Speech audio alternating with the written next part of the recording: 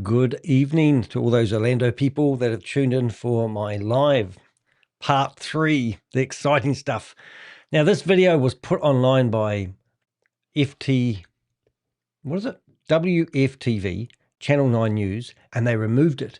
And then they chopped it all up and put it back online, and an hour 15 long video has now been put back online in 31 minutes. So this is probably the one which, when they read out their disclaimer at the start, they said they redacted everyone's names and they didn't want to name people that hadn't been charged if they were guilty or connected to what happened with Goliath Ventures.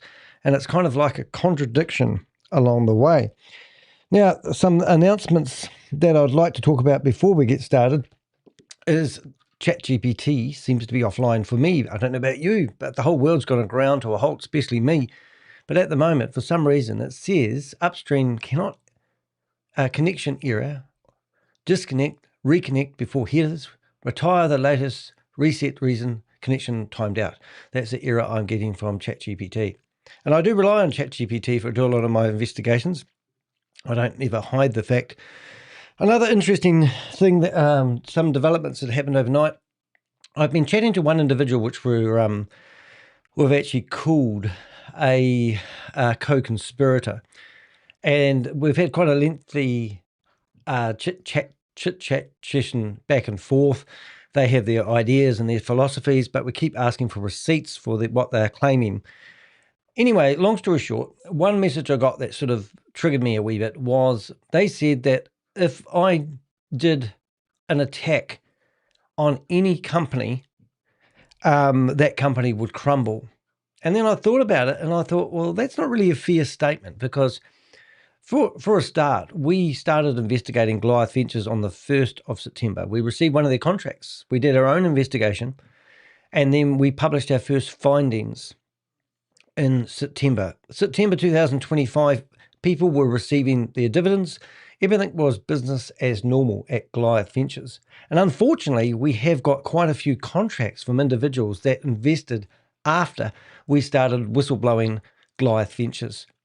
So it would be fair to say, and modestly to say, that we did actually break this investigation. We didn't wait for court documents, or we didn't wait for a court case. We didn't wait for a federal case to be launched and then read the court findings and break the news on the headlines. Now, if you think I'm knocking Channel 9 News, well, I am, because we are true investigators. We put our neck on the lines. My Avengers researched. We use logic. We use a little bit of AI, and we broke down that contract that many people signed. We even found out that that contract was written by Eric Clayman, a defense attorney writing contract law. How ridiculous is that? And then we also found out that he was also an investor of Goliath Ventures. Conflict of interest comes to mind. So there was lots of things that we unraveled since September the 1st. But one thing I'm really proud of, and no one's going to even take it away from me, is my team of Avengers and myself. We exposed Goliath Ventures. We brought this to the surface, and then the shit hit the fan. And now we've got a lot of other news agencies who literally, I do believe, are going after clicks and ratings and putting content on the internet that they shouldn't, especially if they claim to be professional bodies. They even had the audacity to knock my type of journalism.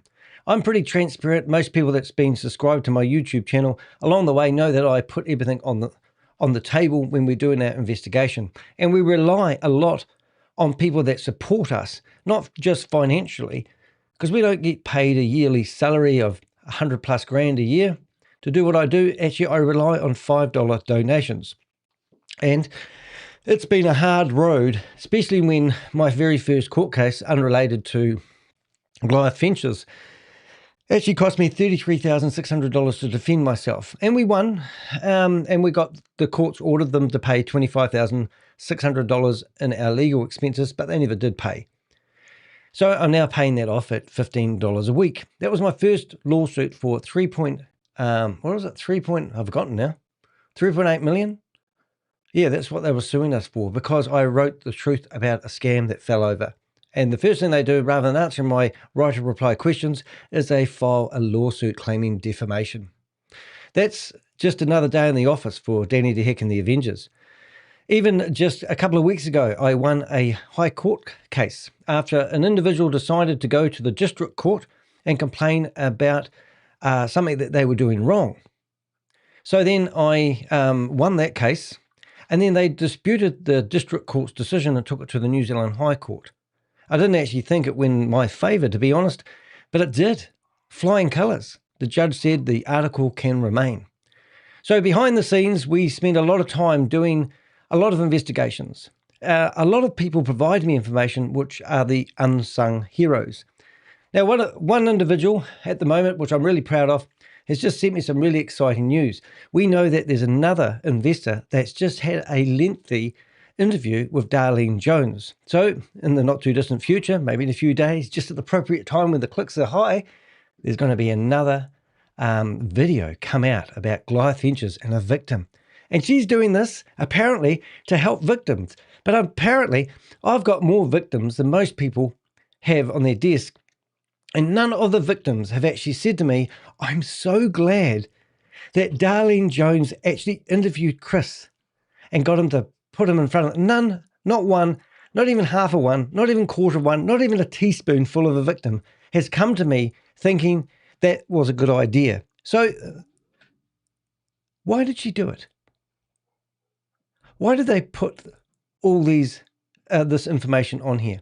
Why did they give a camera to a fraudster? You know, I've been calling Christopher a scammer, a fraudster, a lowlife, a bottom feeder since the 1st of September. They can't do that because they might get done for defamation. But now he's pleaded guilty. He has pleaded guilty.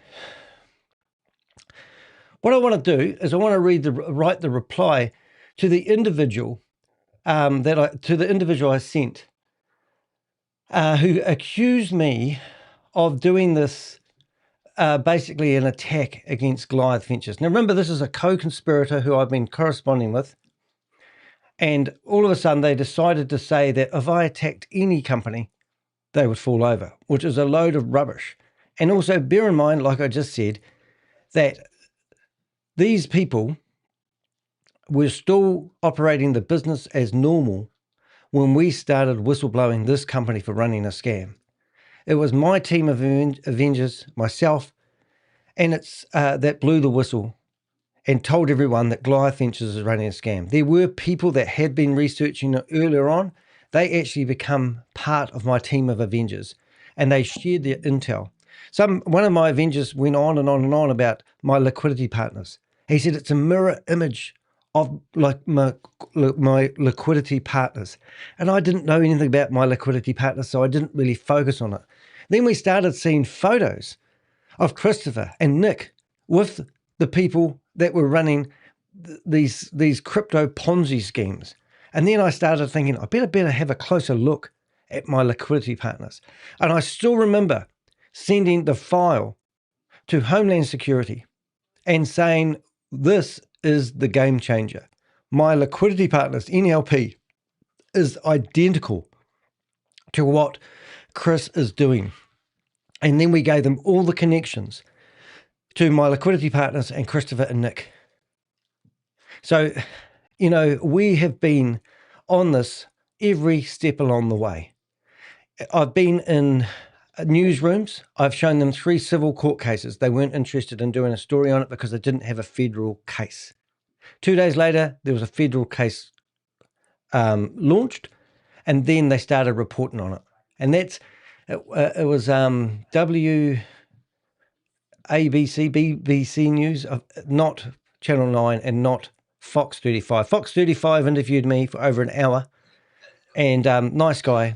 And the reporter that I did sit with, his name was Greg Fox, which I thought was quite funny because I just stepped out of Fox 35 studios and his last name was Fox, and that's how I remember it, being dyslexic.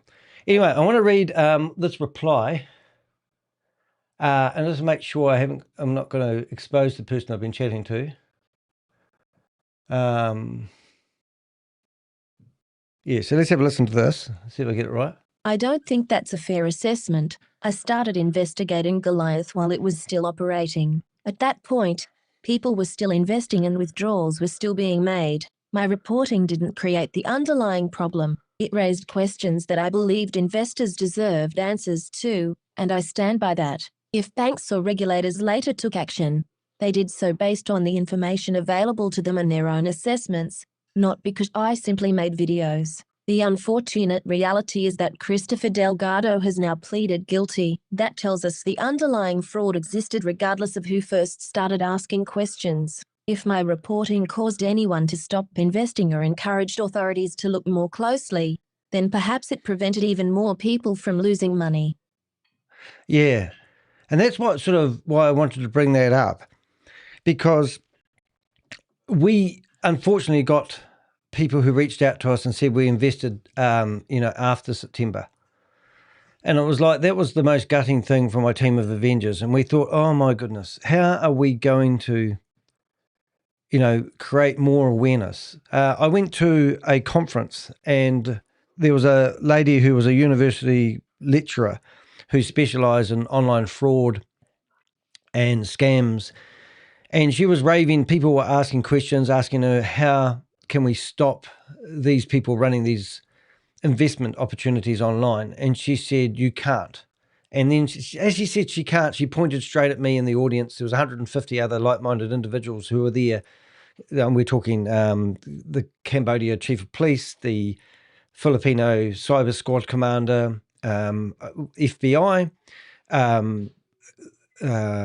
C5, was it C5, which is a special group of people from the United States. Basically, it was in Sydney, Australia, but it was just everybody I ever wanted to meet in the legal profession, in the law profession, people that deep cover agents, special agent. It was amazing. And she just pointed at me and I'm going, I'm just a friggin' YouTuber. What are you pointing at me for? And she said, the only way to stop or slow these people is by causing disruption. And, that really sunk in for me. And that's why we do these videos. That's why, even though Christopher said that my videos only get 30 views, because to him, it's all about numbers and all about prestige and all about clout. I don't drive a Lamborghini. I don't live in an $8 million house. I don't have friends like Kash Patel shaking my hands when I'm visiting the White House. I don't go to gala dinners. I'm not the man about town. I'm not that guy. But with 30 visits on my article or 30 people watching my videos, we took down Goliath. And that really is a David and Goliath story. And, and even now, I get threats. I'm talking to an individual at the moment whose first thing he says is, I'm going to give it to my solicitors. And I go for it. Get them to answer the questions about your business because it doesn't add up what you're doing. That's the first telltale sign thing. I mean, I had an email yesterday from somebody which was fired off to the high courts, which is ridiculous. And you get all this stuff, all this flack all the time. And then another wee saying comes to mind: if you're not getting flack, you're not over the target. I'm not reckless. I don't believe I'm reckless. I'm just doing what I believed. If I was a real journalist, as Darlene Jones said, I'm not a real journalist. We don't want to interview Danny DeHeck because he's not a real journalist. I mean,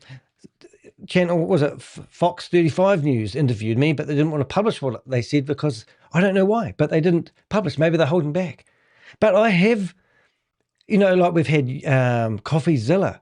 His video in the last 6-7 weeks has had 4.2 million views. He's similar to myself. He's a good mate. I met him. I know where he lives.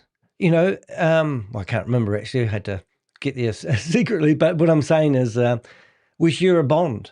We've got a YouTuber out there with over 4.5 million clicks, subscribers, who invited me to help with his investigation that he was doing with Goliath Ventures. He also filed a whistleblower complaint about Christopher Delgado, probably before I did, even though I broke the story. He's also just recently done another video about the Onyx Reserve. And I just received today an email from the Onyx Reserve guys. Tom, this is actually worth bringing up on the screen. Now, I haven't read this email, but this is a company that was associated with Matt Birks. They had him on their pitch deck as the operations manager. And today, even though they emailed me and promised that they would get back to me, they never did. And now I see that they're still advertising on their YouTube channel that they are offering between 5 and 7% per month. And now they're making claims which don't add up. So I could probably get a letter from their lawyers now, because that's the flack I'm going to get if I put this up. So this is, hey, Danny, it's been 6 months since we last connected, and a lot's happened behind the scenes. Well, I'm absolutely sure a lot's happened behind the scenes, especially if you subscribe to the Patreon account of CoffeeZilla. You can watch a video all about it. Australia's ringing me. When Australia rings me, it normally is a scammer. I'm just going to take the phone call. Hello, Danny speaking. Hi, is this Danny? Yes, it is. It's going to be a really random phone call, but I'm calling from Sydney, Australia. I have an invoice from Jason McCartney Gordon, and it's just a bit sketchy. It's for gutter cleaning that was done 12 weeks ago, being done again with no photos. And I'm just trusting a property manager. So I did a Google search on this guy, Jason Gordon, Yeah. and noticed that you'd had a complaint against him. I thought maybe you might give me some thoughts on if this guy's a total sketchy so-and-so. Oh no, he's definitely a scammer, and he's the sketchiest guy ever. Hey, I'm a YouTuber. I'm just live on the internet right now. I've got your phone number. I'm happy to. I'll give you a ring back when I'm off in about 2.5 hours. Is that all right? That'd be awesome. Yep, no worries. Okay, bye. This is amazing. 6, 7, 8 years ago, there was a gardener that was sketchy as hell. Sends out invoices to people hoping they're going to pay them. I don't even know how the guy survives. Anyway, I'm getting a phone call from Australia. I live in New Zealand. Somebody's found the article I wrote about him, and they're a bit concerned about him. They wanted some advice. Welcome to my life. Anyway, let's get back to this. So this is the Onyx Reserve. If you don't know this, there's two individuals. Now, they're offering 5 to 7% return per month. They claim on their website that they do pretty much the same sort of stuff as Christopher was doing. And this is just shady as they come, in my opinion. I haven't done any, already the company's been exposed for association with Matt Birks. Matt Birks has already got Jonathan Mason telling people that he can get them into another fund where they're going to get 3.5% per month. And if you refer your rich buddies, as he put it, into it, they would pay you a percentage, a finder's fee. Now, Christopher built Goliath Ventures on finder's fees. He claimed that he was getting $60,000 a month in yesterday's video. He also claimed that Nick Petrillo, Jason Newton, and himself had brought in $5 million, which led to an interesting investigation. And there's some really interesting stuff here. Christopher claimed that he was divvying up the money between Christopher, Nick, and Jason Newton. So 3 people. And at one stage, Nick was getting a bigger percentage.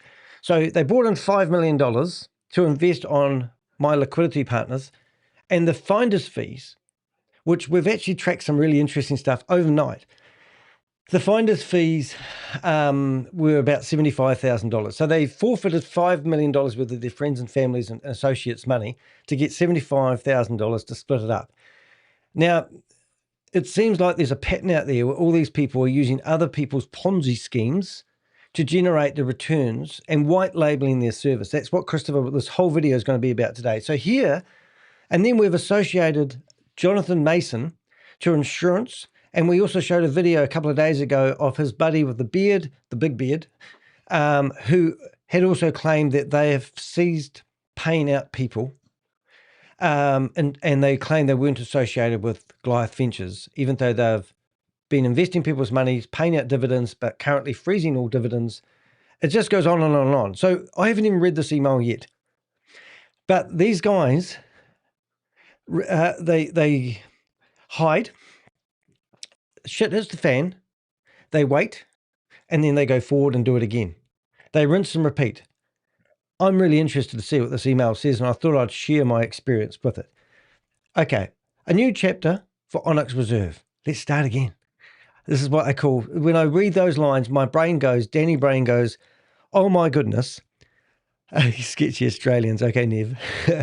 Over the past several months, we've successfully completed our venture capital fund and have entered an exciting new chapter. So let's just forget about all the news of all these investments too good to be true opportunities. And they're going to start a new chapter.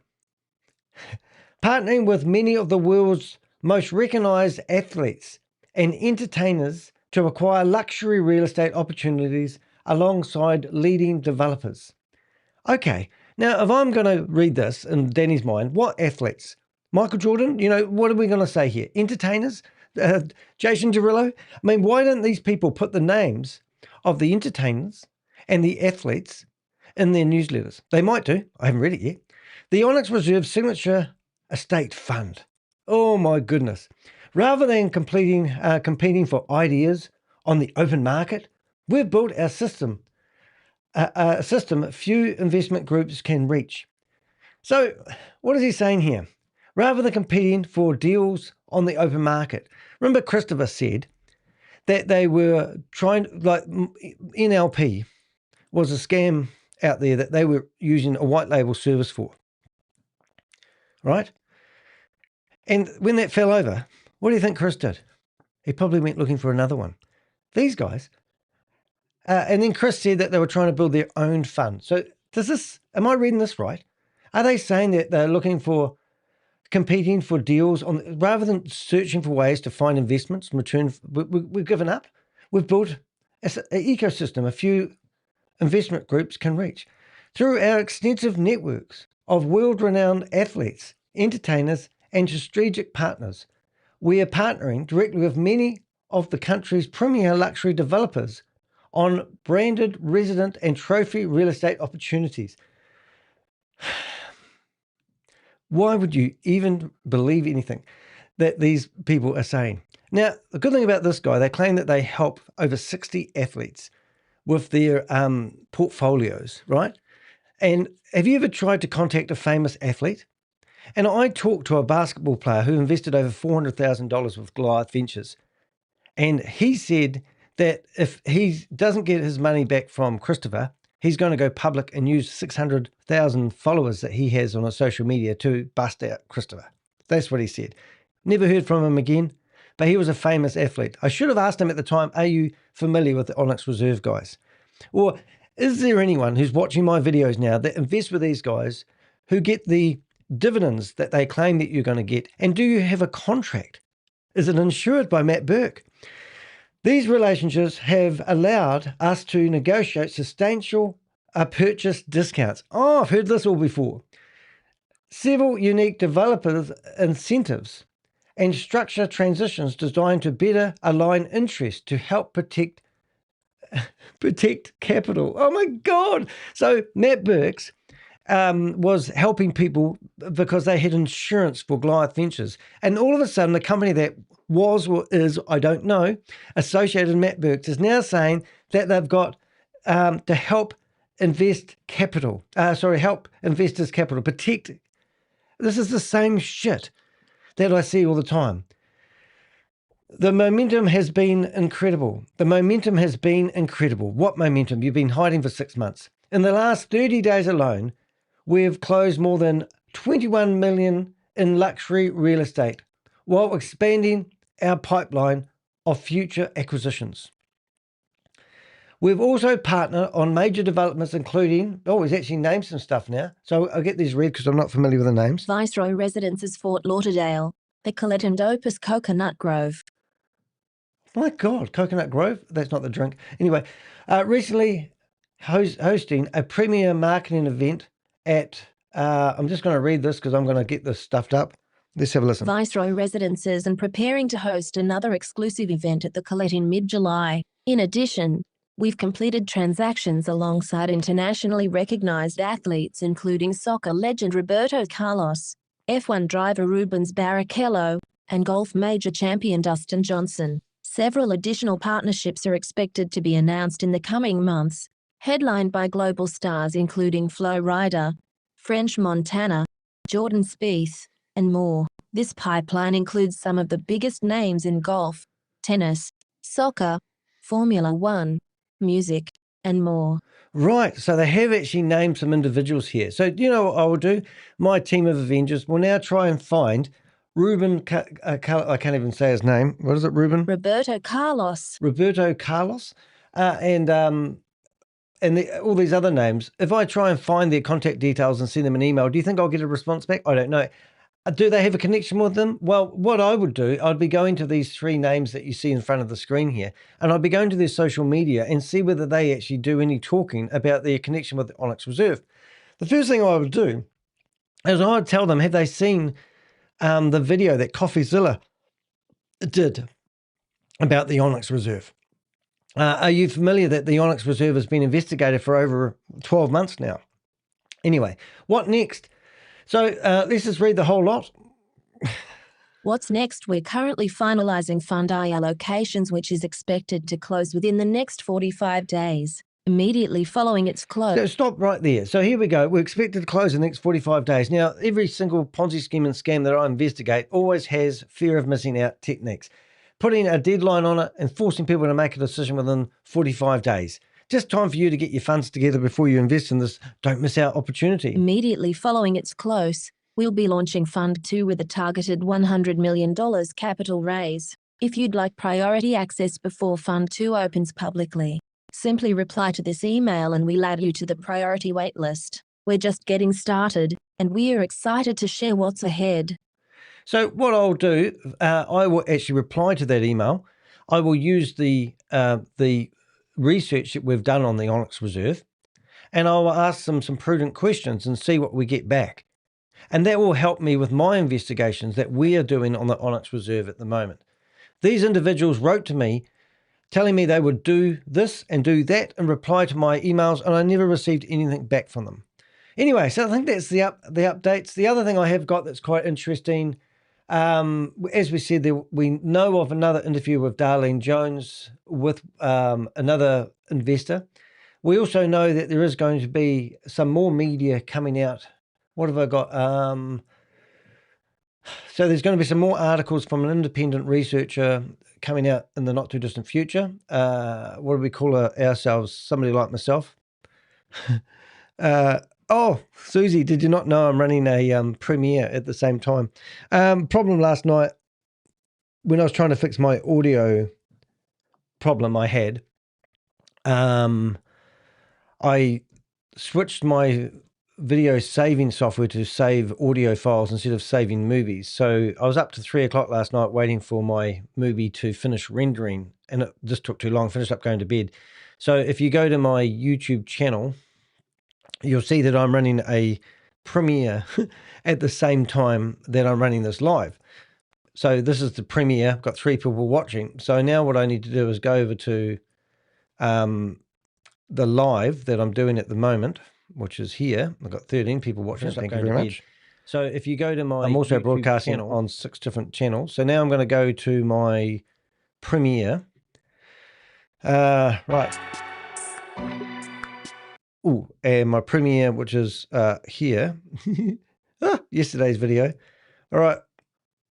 Okay, everybody. This was yesterday's videos. Come to my live. Boom. All right, and then I'll pin that to that chat message. I'll pin that, pin the message, and then that will get us back on track.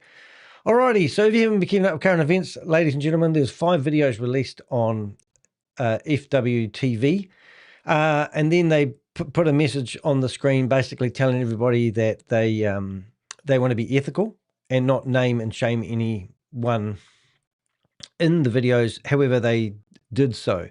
Anyway, they accidentally left all the names in there, as you do when you're a professional. And then the other thing we did is, so we actually wrote my first book, and you can purchase it. I'll put the link while we're doing lives in here. But basically, the book is dedicated to my team of Avengers and also all the victims.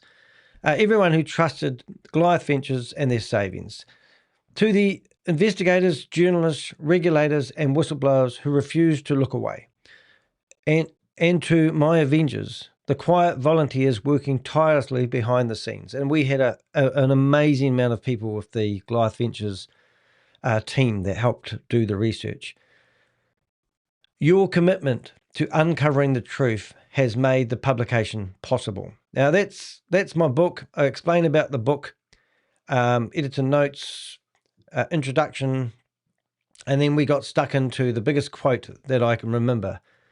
Their money was used to make distributions, was used for corporate events. We used it for personal spend. We used their funds to keep the company going. That's Christopher Delgado's best saying who ever said. And then we've got part 1, and we actually go right through all the way to 5, and we have all the transcripts that Darlene Jones and FWTV have actually since removed. They put their videos back yesterday after I did my first one, and the video that we're about to watch has actually been edited down to 31 minutes. The one that we're about to watch is the full 1 hour and 15 minutes worth of content, so we might be here for a while. So what we did do is we actually went through, and all the names of all the people that they mentioned in the book are listed here. So people mentioned in the transcripts, obviously Christopher Delgado, Darlene, I can't even say his names, but these were people that were part of Bidward. And these were people Christopher claimed that he was providing, and we did get it right. Christopher was claiming that he was a consultant to these people. Jay Newton was mentioned in the book, and then Jard, I can't even say his name, never can, never will. Junaid Dar, Seed Hunters, and we know that Seed Hunter used Christopher's apartment to run an opening event. We know that they still have got Mark's and James' name in the videos, even the redacted versions.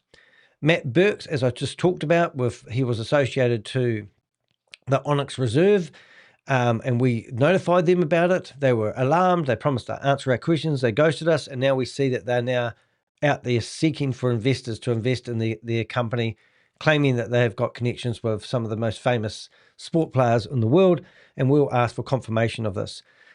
Nick Petrillo and his sister in administration, they were talked about, but she wasn't named.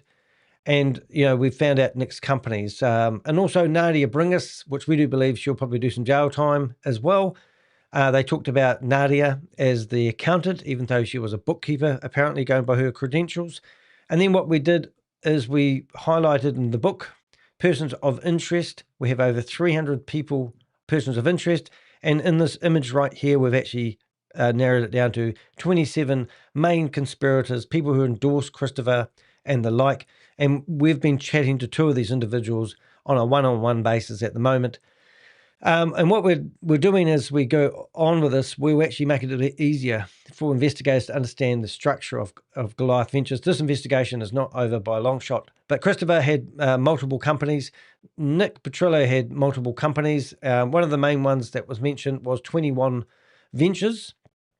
And then Tina Turner, which is actually her maiden name is Petrillo. And then Jason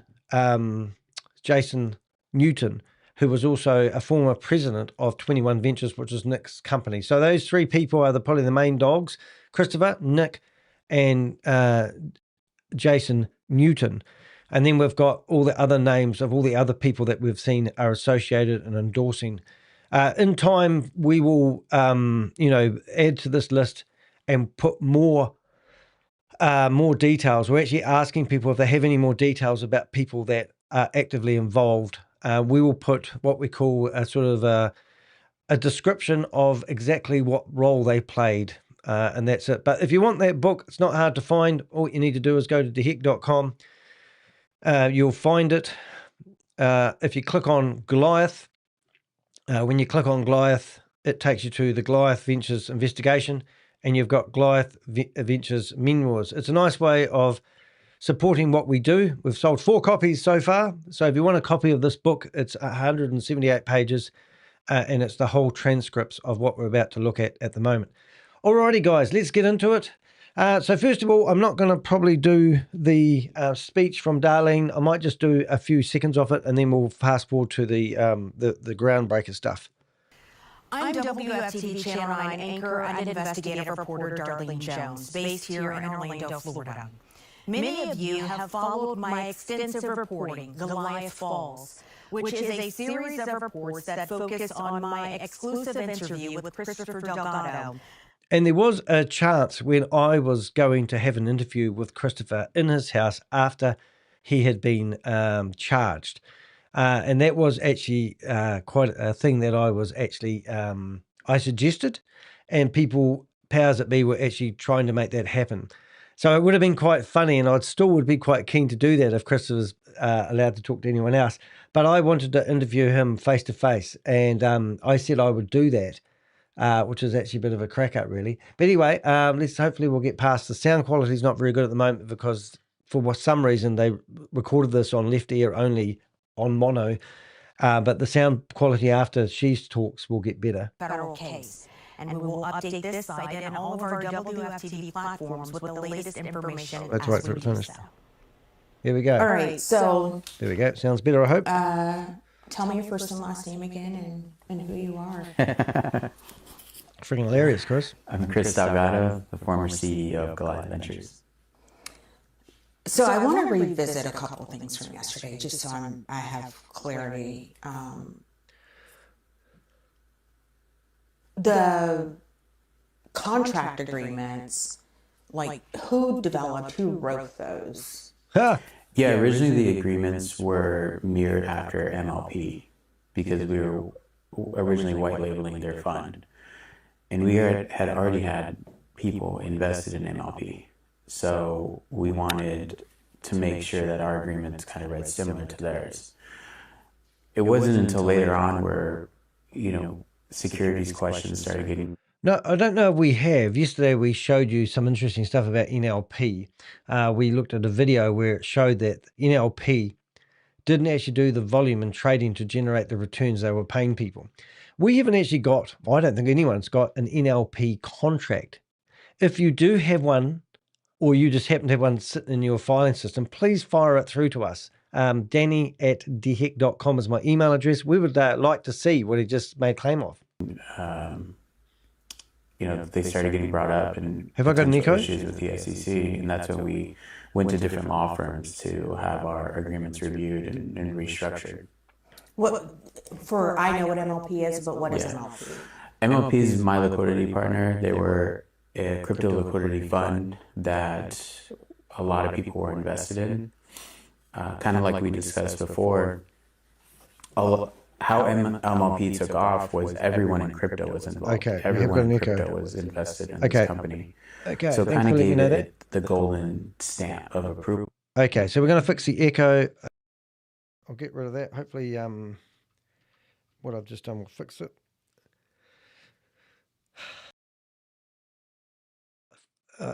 Okay, audio system. Okay, so hopefully we got rid of that echo. I'll have to listen to it for a while. Right, let's carry on. I'm actually going to go, let's see if we get rid of the echo if first. Every crypto person is investing in this company, it must be legit. It's kind of been one of those things where we've had confirmation that funds are frozen and funds are there, and we've had the other side where it's just kind of all a rumor mill of, it was a Ponzi and it just collapsed. So, do you know who wrote the original MLP agreement? Got rid of we know that the company was structured in the UK, specifically in London, but we weren't aware of who the law firm that wrote that agreement. Don't you think that's incredible? So here's Christopher claiming that he was a consultant, advising people that are involved in large crypto opportunities. Didn't even know where the contract that he signed, where he was putting millions of people's money into, to white label. So he was basically investing in other people's Ponzi schemes, and then the returns they were getting passed them back to his investors, claiming that the investments were coming from Goliath Ventures. Now, this is very similar to what we've just seen with other companies, which I'm not going to name. But anyway, yes. Anyway, that I think that echo's gone now, so we'll carry on. So the cryptocurrency, every time I think I understand it, then I don't. So like, how did you learn to invest in cryptocurrency? So I was doing a lot of consulting in Dubai, and I was working with a lot of these crypto influencers to help structure their businesses, to help them get them on media, kind of build a more structured form. All right, so that there is, I know everything about that. And if you want to hear the story, the real story, he was actually doing advertising for Carl Moon, right? They charged Carl Moon $100,000 to do some advertising and marketing for him. That's who he's talking about now. All right? And the rumors go that they spent $30,000 doing the marketing, but charged Carl Moon $100,000. Carl was actually quite happy with the results that he got. Carl Moon is, so this was, sorry, I was to get rid of that button. Where's my mouse gone? Here it is. Operations don't allow. So this is who he's talking about. So all this is fabricated to make it sound like he's doing, because if he was being transparent, he would name the person he was doing marketing for, rather than create the illusion that he's doing marketing for multiple companies and everyone's just knocking on Chris's door wanting him to do their marketing for them. It wasn't. It was one individual. Right now, I could ring up Carl Moon and ask him if this is the case, because I have been chatting to Carl Moon directly, and he spilt the beans on everything that Christopher was doing for him. So that's the truth. Into what they were trying to do, because they were invested in so many different projects, and they need someone to kind of come in and hone in on what's making money, what's not making money. And that was my job for the longest time. And so as I was making a lot of money in Dubai, I was investing heavily into crypto, and I was asking them, they all own Bitcoin and Ethereum and all these tokens. He's trying to figure out how Carl Moon was making his money. But they're paying all their staff, they're taking trips, they're doing all these things. So I'm asking them, how are you guys making money on your crypto if you're not selling it? And that's how crypto liquidity kind of came into my realm. All right. So the connection is, if you go back to my book, you can see that name that I can't pronounce, co-founder of Seed Hunter. So Chris had a relationship with this guy here. Seed Hunter used his swanky apartment to run their opening event or a social event. I don't know exactly what it was. I have photos of that event in Chris's apartment in Dubai. This guy was the former group chief executive officer of Moon Group. Christopher describes as a Dubai-based business associate with executive cryptocurrency experience. According to Christopher, they worked closely together before Goliath Ventures, when Gen Ventures was probably around, was formed. And I wish I get his name right. Junaid. Later become involved alongside with this other guy, which was another two investors, in developing the proposed investment platform for Goliath. So it sounds like, to me, that this guy and this guy helped Christopher potentially put together contractors.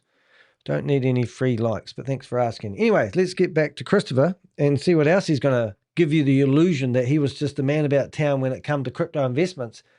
Remember, Christopher's experience at this time is flipping burgers and also investing in Trader's Domain and losing over $1 million. Could we see an email where he was trying to get $1 million out of Trader's Domain? CoffeeZilla's video that's had 4.2 million views highlighted that.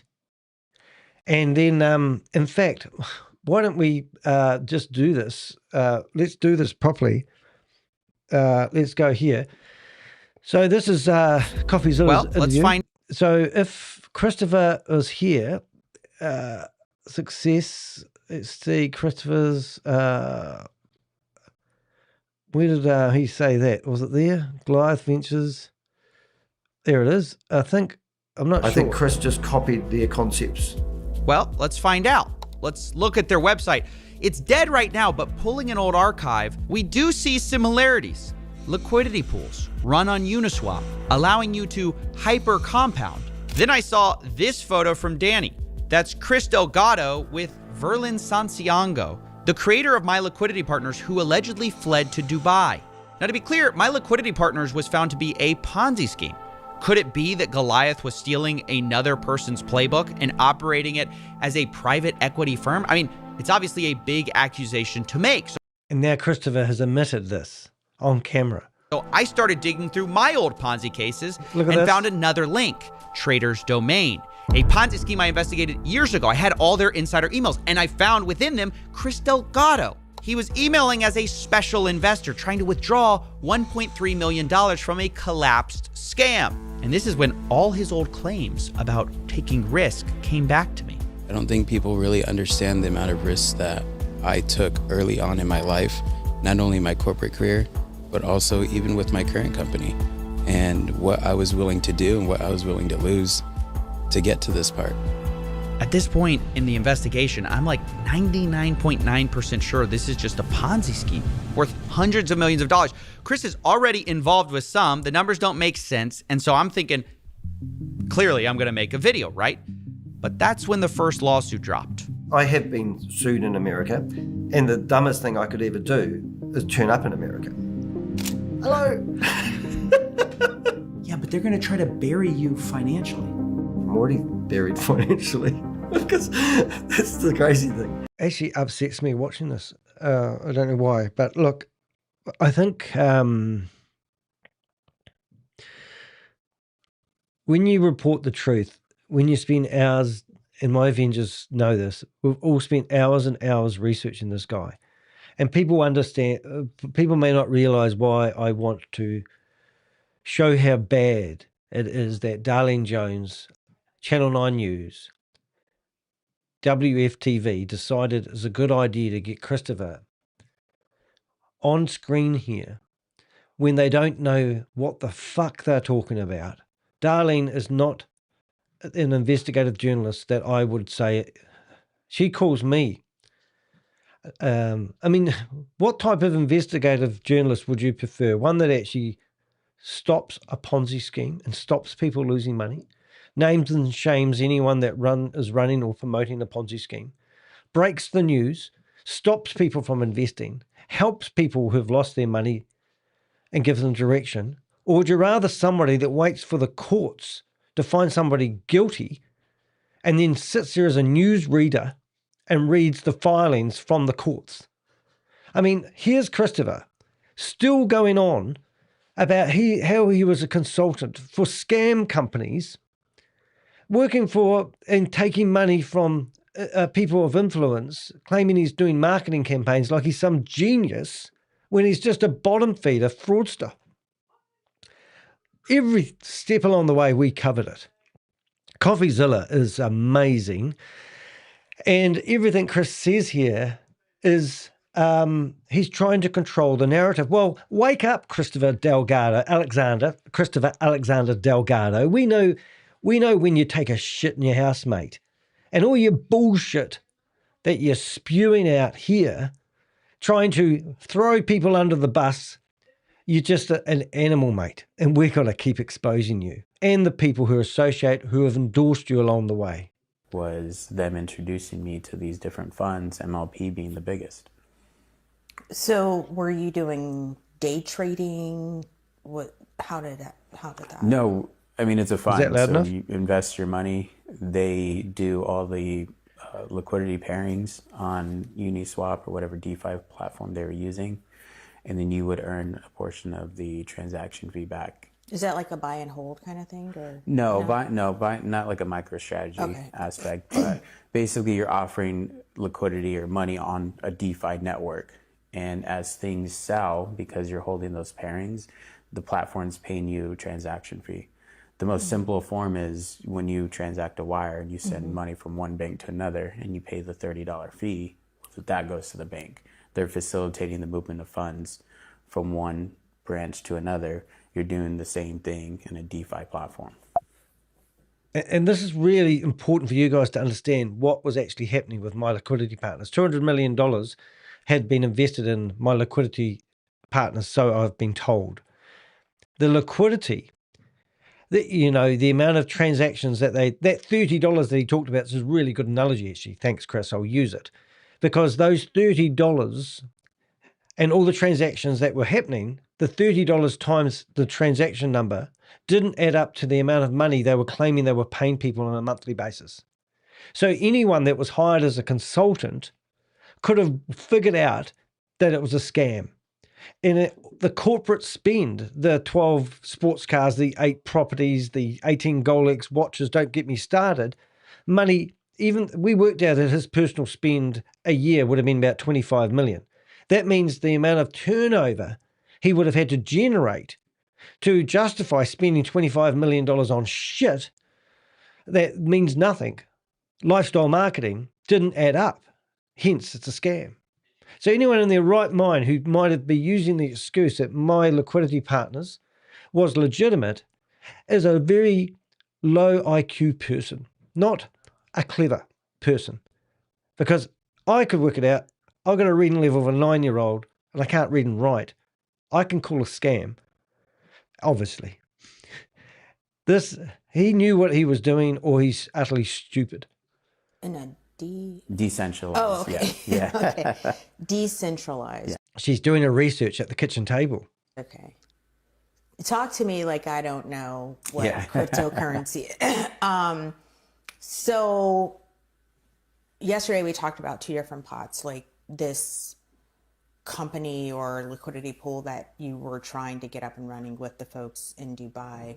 So help me understand, explain to me like what this was supposed to look like when it came to fruition.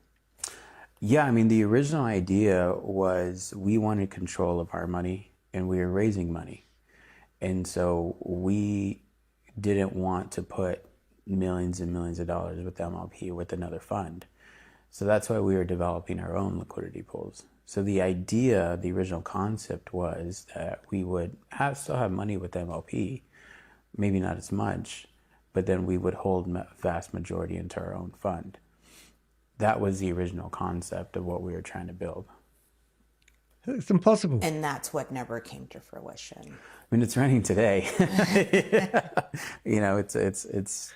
So he's participating in a Ponzi scheme, as Susie just said. NLP was a Ponzi scheme, right?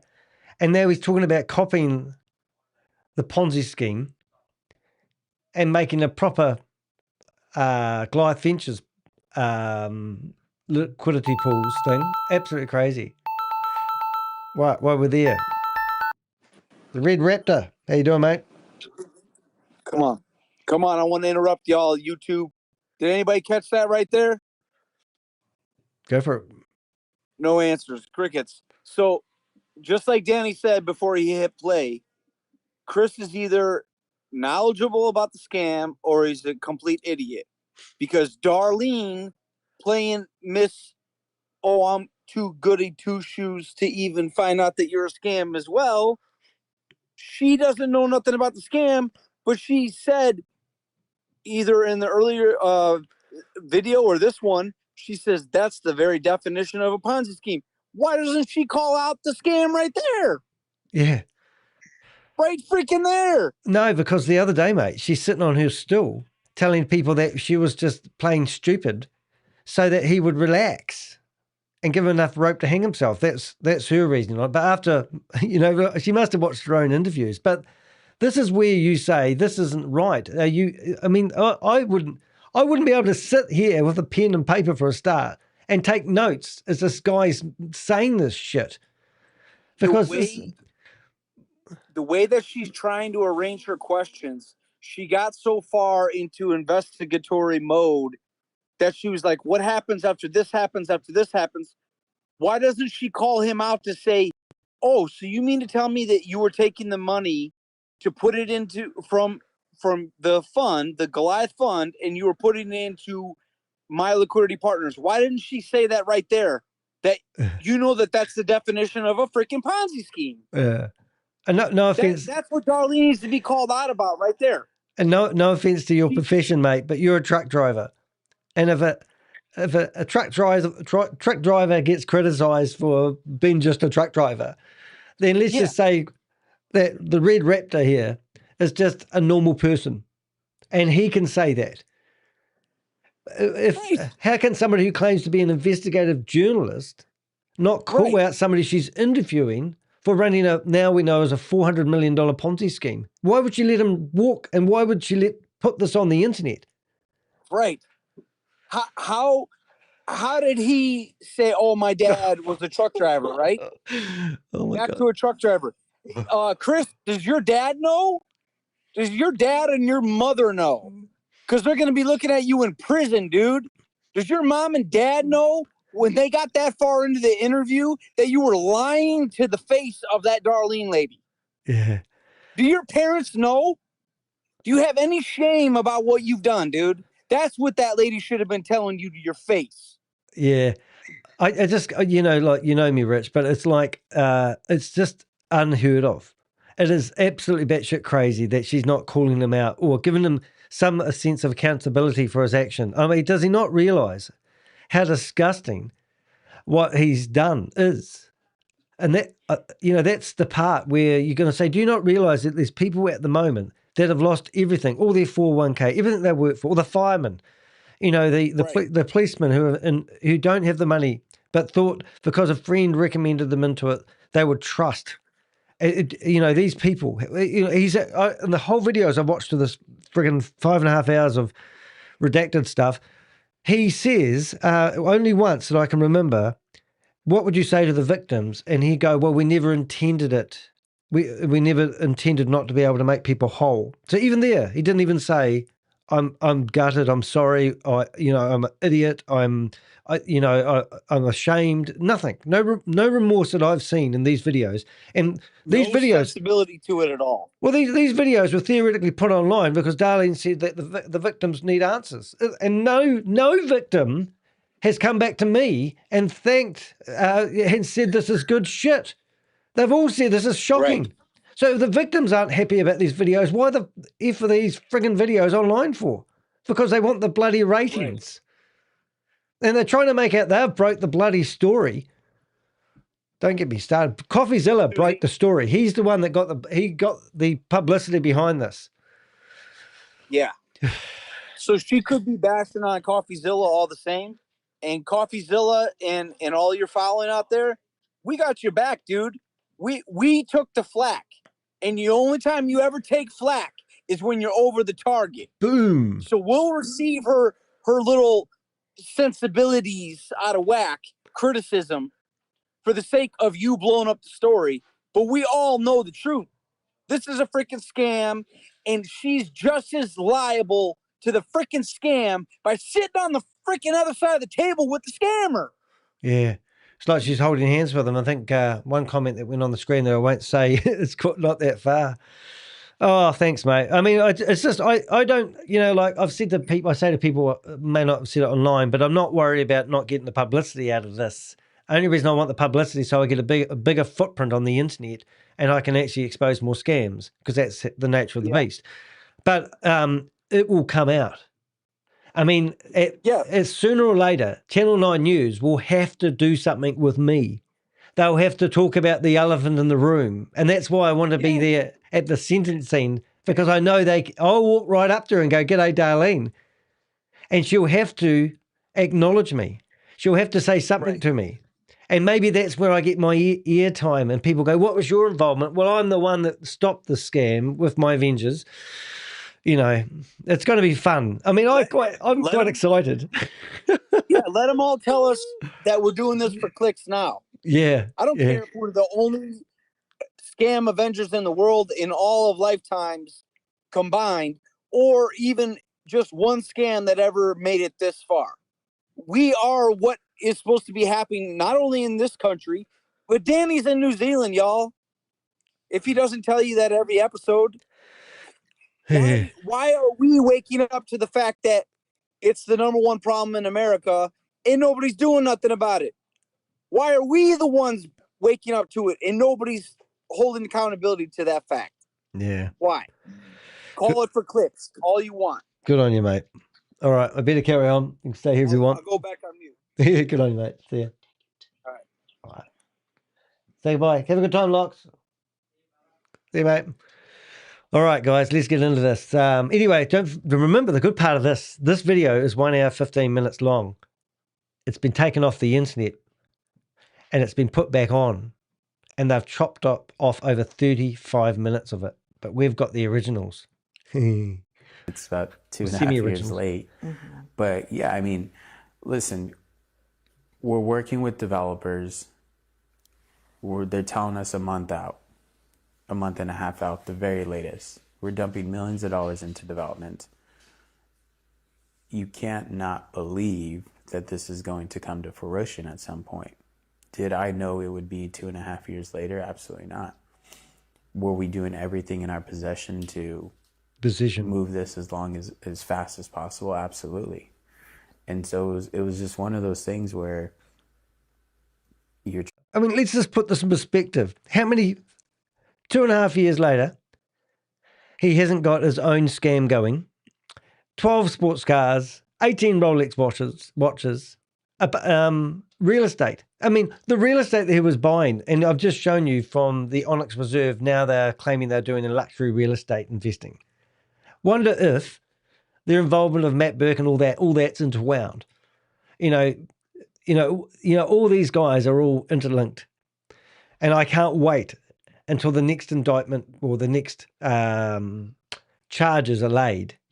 And then we'll find a whole network of brotherhood around that, a whole other alpha men around that. And we'll start to unravel this. And boy, even last night, I received a message from an investor from Goliath who spent $850,000 in Goliath, who's now reaching out to me, even though we reached out to them originally, wants to talk to me about something. Probably, what's the chances to get my money back? I don't know. But we already know this individual. We have a background picture of them all. You know, we just know everybody that's involved in this. And a lot of people's are the net winners. The net winners are the ones that are keeping their mouth shut. Wait until you see those unravel. This investigation is not over. You're trying, but you just roadblock after roadblock after roadblock. And, and we're leaning on experts. We're leaning on developers. We're leaning on people to get this up and Okay, Chris, let's be transparent. What's the name of the developers that you paid, what I think you're going to say soon, $56 million to develop software where you're going to be able to return people's investments up to 8% or 10% per month? What's the name of the developers, Chris? You're going to give us those names? running as fast as possible. Who were they? Who were these people in Dubai, these developers? So Good question, Darlene. I would have asked that question. It was Junaid and Derek, who are business partners out in Dubai. I met Junaid because Junaid was working with one of the biggest crypto influencers in Dubai. Carl Moon, everybody. Junaid was working with Carl Moon. All right, we told you that just a second ago. But why doesn't he say Carl Moon's name? Because he's saying everyone else's names. That I was consulting for. Now, I also know that there was a personal deal that went really south between Christopher and Carl Moon. Yeah, I know everything, Christopher. I know you're watching my videos. Yeah. He was a COO, and I was outside consultant. And so we would work hand in hand, and we would have a lot of meetings, talk a lot about the business. So Christopher's trying to give you the persona that he's working with multiple people. This whole conversation that we've been in so far is 5 people. No more than 5 people. We're talking about a small group of people. We're not talking about multiple companies. We're just talking about a few connections that he had, and he's trying to make out like he's a corporate genius helper of companies. It's all, it's just all the small people in the world. It's absolutely batshit crazy. So it is so fun. This is, I don't know if it's the right word, positive affirmations. I don't know, but everything here is, all our research has come to, we're not wrong. We have not missed a beat. He was very intelligent about the market, about crypto, about how things worked. And so eventually he decided to leave, and he was also invested in MLP. Okay. Oh, did we just cut some stuff out there, darling? Remember, these are the edited version, but not the heavily edited versions that they put on the internet and they took them off again. Anyway, so that's interesting. So, so they're talking about Carl Moon. That's the influencer that Christopher's talking about here. I'm sorry. No, yeah, So, what was his name again? So our business partners out there were Junaid and Derek. And I worked with Junaid hand in hand because he was the CEO of one of the biggest crypto influencers in Dubai, and I was outside consultant. Well, anybody can research who that is, can't they, eh? Carl Moon, Moon Enterprises, whatever it's called. And so we would have a lot of meetings. It's in my book. A lot of work after hours to build this company that the Moon this Group crypto influencer was trying to build. And so he was also invested in MLP. And so we're both making a lot of money. We're both investing in this company. Everyone in Dubai, every crypto person is invested and giving it that golden stamp. The concept came from, why don't we just build it ourselves? And that's how Junaid and Derek kind of came into the mix. Was they knew how to develop the system because they were active traders. So they knew how to develop the system. They knew the people that we needed to bring on board to get this up and running. Got it. Okay. So that's when you were talking yesterday about the white label versus. Which is doing research at the table. I've just messaged Carl Moon and told him that Christopher's talking about him on the internet. So hopefully Carl might pop into the show and say g'day. Is that where that? Yes. Okay. Yeah. So help me understand what you mean by like white label, because I think of like, okay, I want to sell my own mugs in the U.S. and I'm going to get 1 million from China and then bring them over here and put my label on it. That's drop shipping. Help me understand it from what you guys were no. So basically white labeling is, there's another product in the market and all we're doing is taking that product, rebranding it as our product. Okay. And then instead of funneling money directly to that product, we're funneling through our company. So the forward facing, the white label is our company. Goliath. Okay. And then we would move that money over to the actual product. Okay. It's fraud. Got it. Okay, that's all I needed to clear up from yesterday. Yeah. And so now let's talk about Nick Petrillo. Is that how he says it? Nick Petrillo. Okay. Now, if you go to the live version, 11 minutes in, they'll probably call him Nick. So in the structure of Goliath, Nick was, it says here overseer, but He was their COO. what did the COO do for Goliath Ventures? And he was their chief operations officer, so he was in charge of making sure that everything was moving forward. He was also in charge of overseeing all the directors. And really, we already had a system in place, so it was more so just someone implementing that system and someone working with our compliance, making sure that all our directors had their MSA agreements, their master service agreements signed with Goliath, making sure that they were compliant, making sure that they weren't doing things that they weren't supposed to be doing. And then It's kind of ironic. And the first civil lawsuit that came out was Nick Petrillo requesting that Goliath Ventures pay him $40 million worth of unpaid royalties. Also his job entailed to oversee the numbers. And he would work with our accountant, Nadia, to review all the numbers, simplify them for my review, and then I would then instruct Nadia to send either the wires out or the crypto out. That sounds like a lot of jobs. It was a big team. Big team. How did you meet Nick Petrillo? So I was introduced to Nick through a mutual friend. What's Me the name? and my friend's kids played baseball together. And at the time, I was going back and forth to Dubai quite often. Who was that, Susie? And so when I had come back to one of my kids' games, my friend asked me, what do I do for a living? What industry are you in? And I told him that I'm a consultant. I deal with a lot in the crypto industry. I'm working with a lot of these crypto influencers and companies. And he goes, I think you need to meet my friend Nick. He loves crypto, but he keeps losing a bunch of money. And so one night, one big college basketball game was playing, and we went over to Nick's house to watch the game and have drinks. And that was the first time I met Nick. How did you guys come to be partners to start Goliath? To be honest with you, I was semi-retired. You know, is what I tell people, because I had made a lot of money. I was already wealthy. I was invested in so many different things, so many different. Oh my God, we've got to go back. Come on, if you haven't seen it, you know what I'm saying. So let's think about this. So he was already wealthy. Here we go. Sense. And so I'm thinking, clearly I'm going to make a video, right? But that's when the first lawsuit dropped.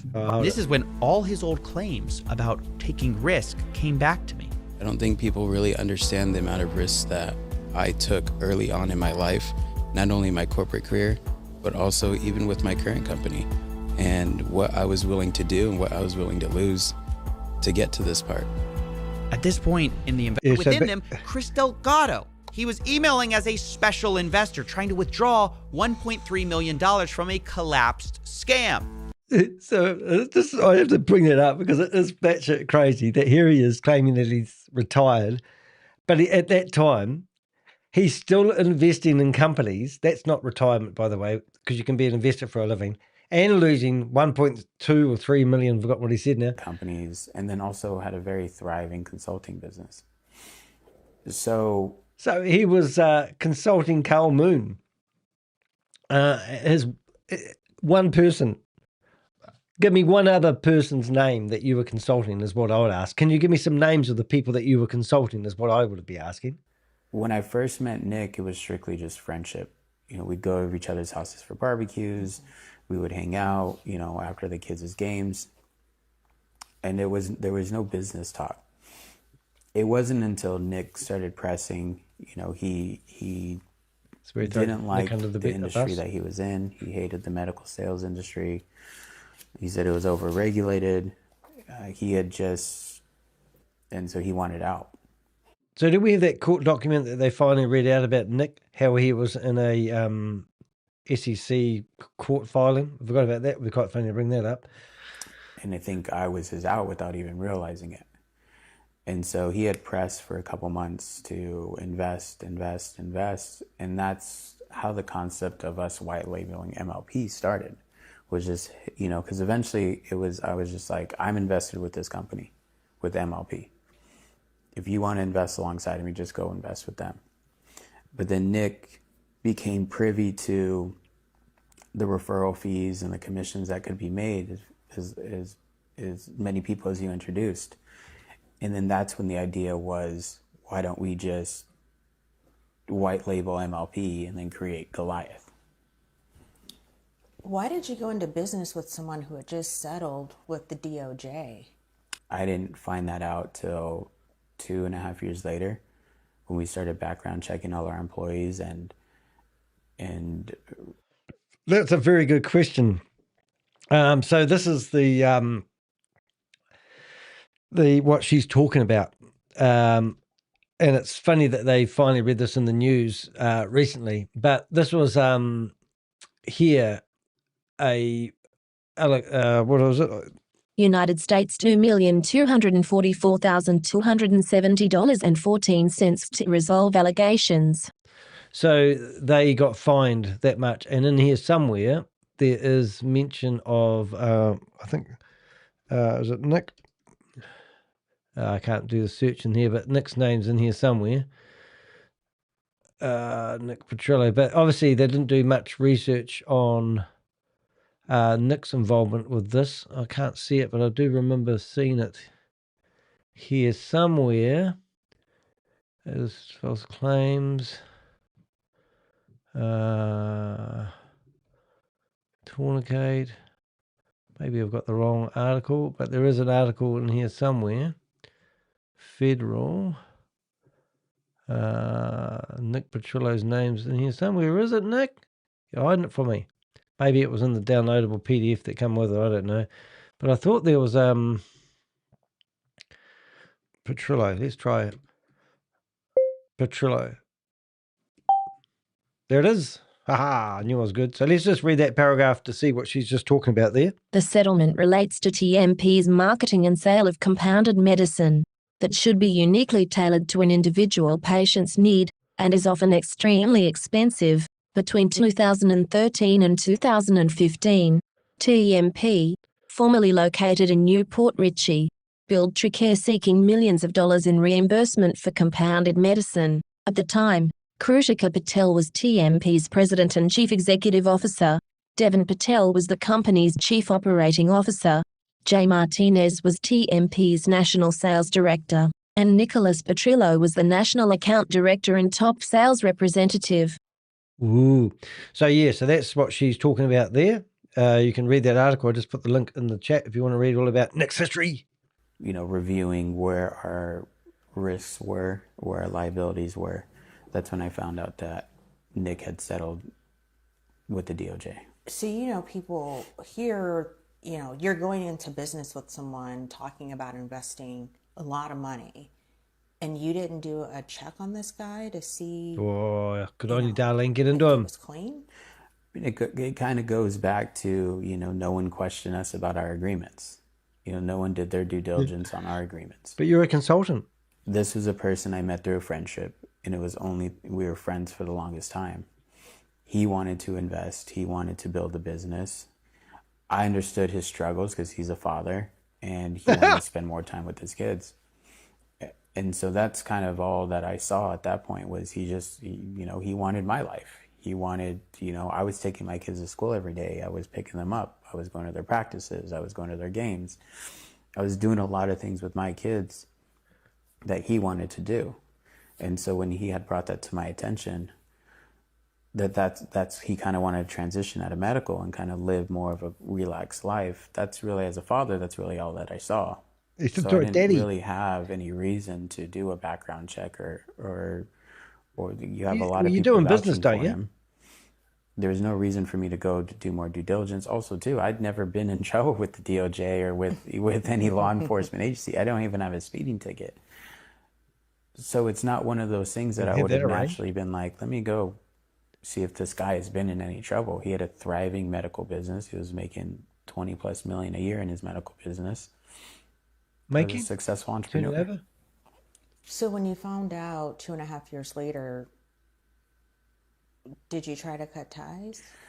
No. Nick is the ultimate salesman. And, he tried to kind of explain it was civil and they settled. And, it was like kind of this back and forth that it wasn't really a big deal. And it was civil and that they settled. On the same side, too, he's already so integrated into the company. And there's already so many things going on, and there's already millions of dollars invested on both sides. So it would have been extremely hard and difficult to cut ties with this individual. So how did he run the operation? What do you mean? As you saw it, how day-to-day operations? Oh, we went to London House? Oh, it was horrible. They cut that out then? No? There were many times where decisions needed to be made, things needed to press forward. He needed to meet with the team, or he needed to go out to Dubai to press the guys harder and oversee those things because I was busy or I was doing other stuff. And it was just excuse after excuse after excuse. It was the worst person to put in that position. When you say he was only about money, how did he go about it, getting the money? I mean, he's the first one to submit his reports. He's the first one to text me and say, ready for my distribution, ready for my commission. And then every time I penalized the team. And then he got $40 million behind in payments. Because they weren't working as hard or they weren't, communicating with their investors or doing their job. I penalized him too, and he would complain about it. And, you know, he's a he'd complain complaining about mate. taking phone calls, or he'd complain about having dinners or meetings. Oh, did you not work it out when you were going to the kids' sports games? Could you not go out for a barbecue afterwards and just work it all out, Chris? With investors, when really that's your job. Yeah. And you're making $4 million a month. Okay, so Nick Petrillo is meant to be making $4 million a month, but Christopher's not paying him, theoretically, because Nick Petrillo filed that lawsuit asking for $40 million plus worth of unpaid stuff. So here's another lie. And don't forget, Nick Petrillo lives in a lovely ranch worth $8.5 million. There's a $5 million mortgage on that ranch. Wife still goes out and does hairdressing to help other people out. She's also given birth to his third child. Yes, she was just laid another egg, as they say. And his mistress that he had for 2 or 3 years is interesting. You see what's happening here, guys? Just a whole bunch of these men getting together as common thieves, defrauding money out of people, and all of a sudden, someone's whistleblowed them, and they've all been caught with their pants down. Which you would think they normally would like their pants down, but not in this particular case. But now Darlene's investigation is carrying on. Let's see what else she uncovers. Is he making $4 million a month? I mean, he at that point, he was a business partner. So he had an override on the whole fund. And so it wasn't just people that he brought in, it was everyone. So he would get 1% to 2% override on $300 million. How did he go about bringing investors into the fund? Oh, Mr. Shankman? I don't really know how Nick got over $200 million in over $200 million in the fund and hundreds of partners. So basically, what Nick was doing was bringing in a doctor and giving them a sweetheart deal. What is a sweetheart deal? Say you come in and you're just a friend, I give you 5%. Well, these doctors are getting 8.5%, 7 or 7.5% when we're not even offering that at the time. And Nick's approving these things. So they're already getting a sweetheart deal up, you know, on the front end. Then that doctor wants to bring in, you know, the board of doctors that they're working or overseeing. Dr. Eric Reidman. Well, Nick would then offer them 0.5% or 1%. So those doctors that are coming in under the referral are getting a 5%. Whose company is it, Chris? Yours or return on their investment. Nick's? And so Nick would give that doctor the difference because Nick always made his money off of 10. 10 or 12? It would range. Okay. The parameters of either 10 or 12 depended on how much money was brought in that month and how well we did. So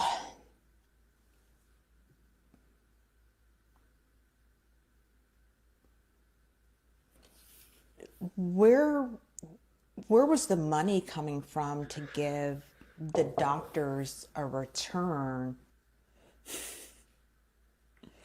I mean, we had a lot of inflow.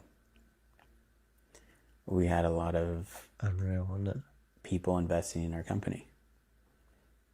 So, I mean, essentially the money was coming from other investors. Is it robbing Peter to pay Paul? At this point, yeah. At what point did that stop? It was too late. By the time our products were developed, our payouts were way too big.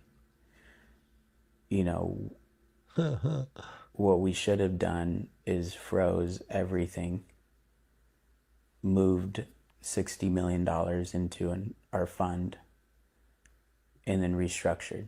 But at least the money was making money, and we could deal with the investor.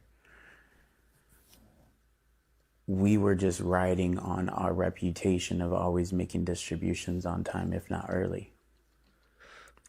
And that's what essentially, excuse my language, but fucked us. Who made the decision to do that? To do what? To run the business that way? It's collective.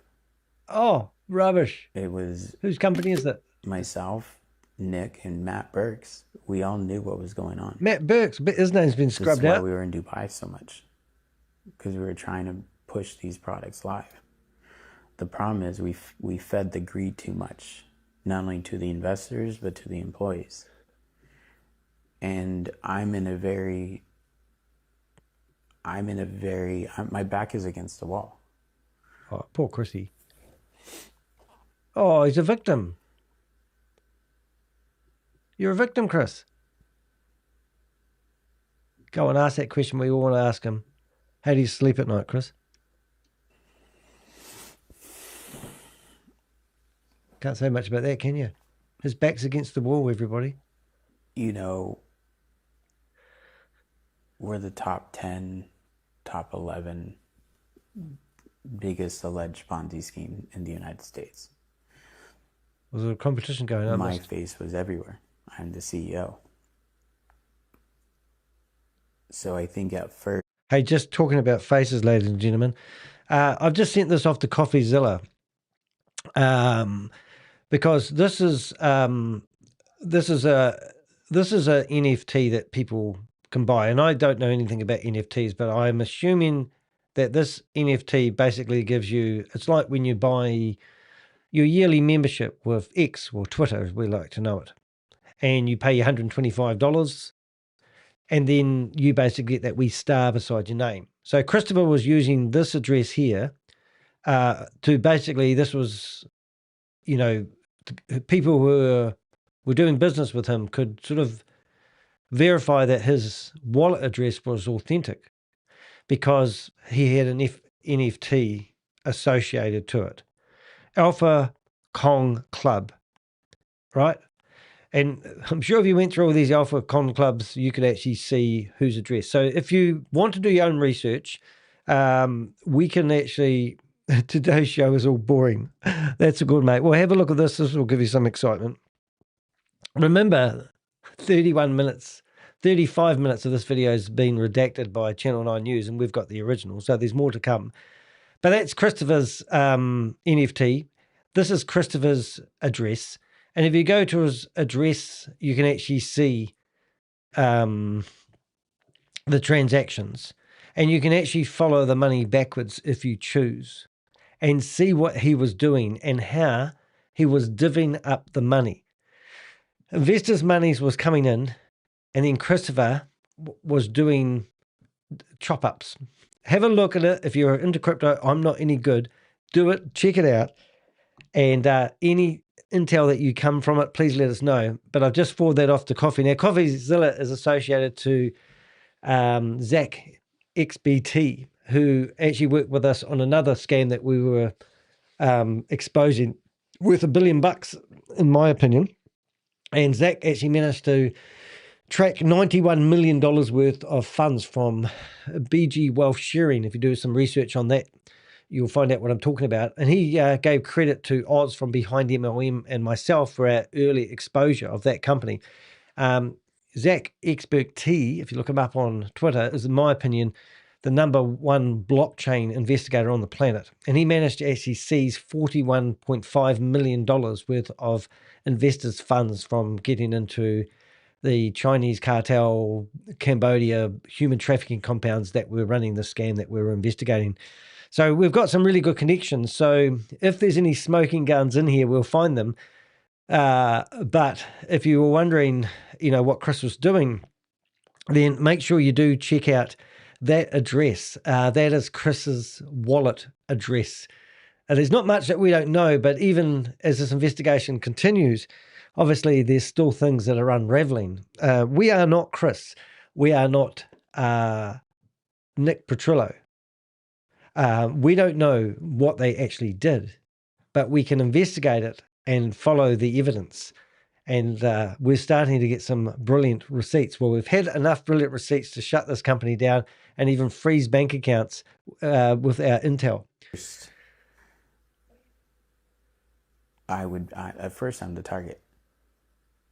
and, you know, I'm running the company. You know, all the responsibilities sit with me.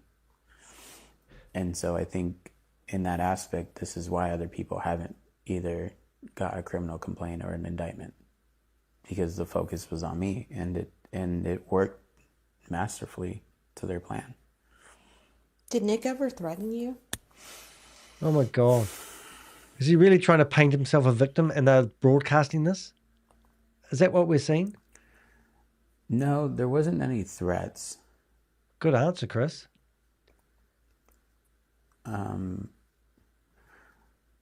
Yeah, no threats on Nick's side. We did go through 2 extortion attempts early on, or the first one early on, the second one. What are you going to do if in Chris finishes up, Nick finishes up in the same prison as you, Chris? And so that was really the only time we had big altercations or big arguments when it came to the business. Tell me about the extortion. Yeah. So the first one came, Are you kidding me? it was either January 23 or January 24. I forget the year, but it was early on into Goliath. Nick receives a random text from a Canadian number. Oh, no, that is And the genuine. gist of the text was basically that they know we're running a fraudulent company. They have a mountain of evidence against us. They're going to report it to every government agency in the United States and in Canada. Wasn't us, was it? We're already doing And that. the reason that I wasn't contacted, that they went to Nick, was because I was lawyered up. So it didn't matter what. Bullshit. It didn't matter if they came after me, because they knew that my attorneys would handle it. Okay. This doesn't And sound some like... other things about my ego, and, you know, I felt like I was untouchable. And they went to Nick because they said he's the more reasonable person. And that he has an opportunity to stop everything. Okay. Did he? No. Nick's text messages read, "What do you want to make this go away?" Oh my God. And they demanded 7 Bitcoin. I told Nick to tell him to go Oh, you're a kick hero. rocks, but Nick paid him. Really? When? What date? What And that's transaction when I hatch? knew we had a big problem. Can we track that somehow? So then it happened again last year. Look, if anyone knows anything about that dribble, please do give us the addresses where Nick paid out that much money to somebody who was trying to extort an extortion attempt. So in September of 25, we were sponsoring this massive conference in Orlando. Vault And we had been part of 2025. this organization. They're an entrepreneur organization. We'd been Agent part Bit of them David. for a while. Say his name, Chris. This is the one down by It was at the Gaylord the Palms. Gale. Okay. Yeah. And Okay. it was in our backyard. Everyone knew that we were part of this organization, and we've, you know, gone to the Kentucky Derby, to the Yankee World Series games. This is every major player who's anybody is at. Yeah. Okay. Yeah, it was And there. it's the fact that Bit it's in David. Orlando. So we knew we had to be the title sponsor, you know, and we knew we wanted to, we were very proud that it was in our hometown, and we wanted to showcase that. And so when the conference started, that next day, the second day of the conference, I created I Goliath. received Sorry an about that, guys. extortion attempt. 28. Okay. The- So we're just the going to go second day back of the to conference, shut up, Chris. I now receive.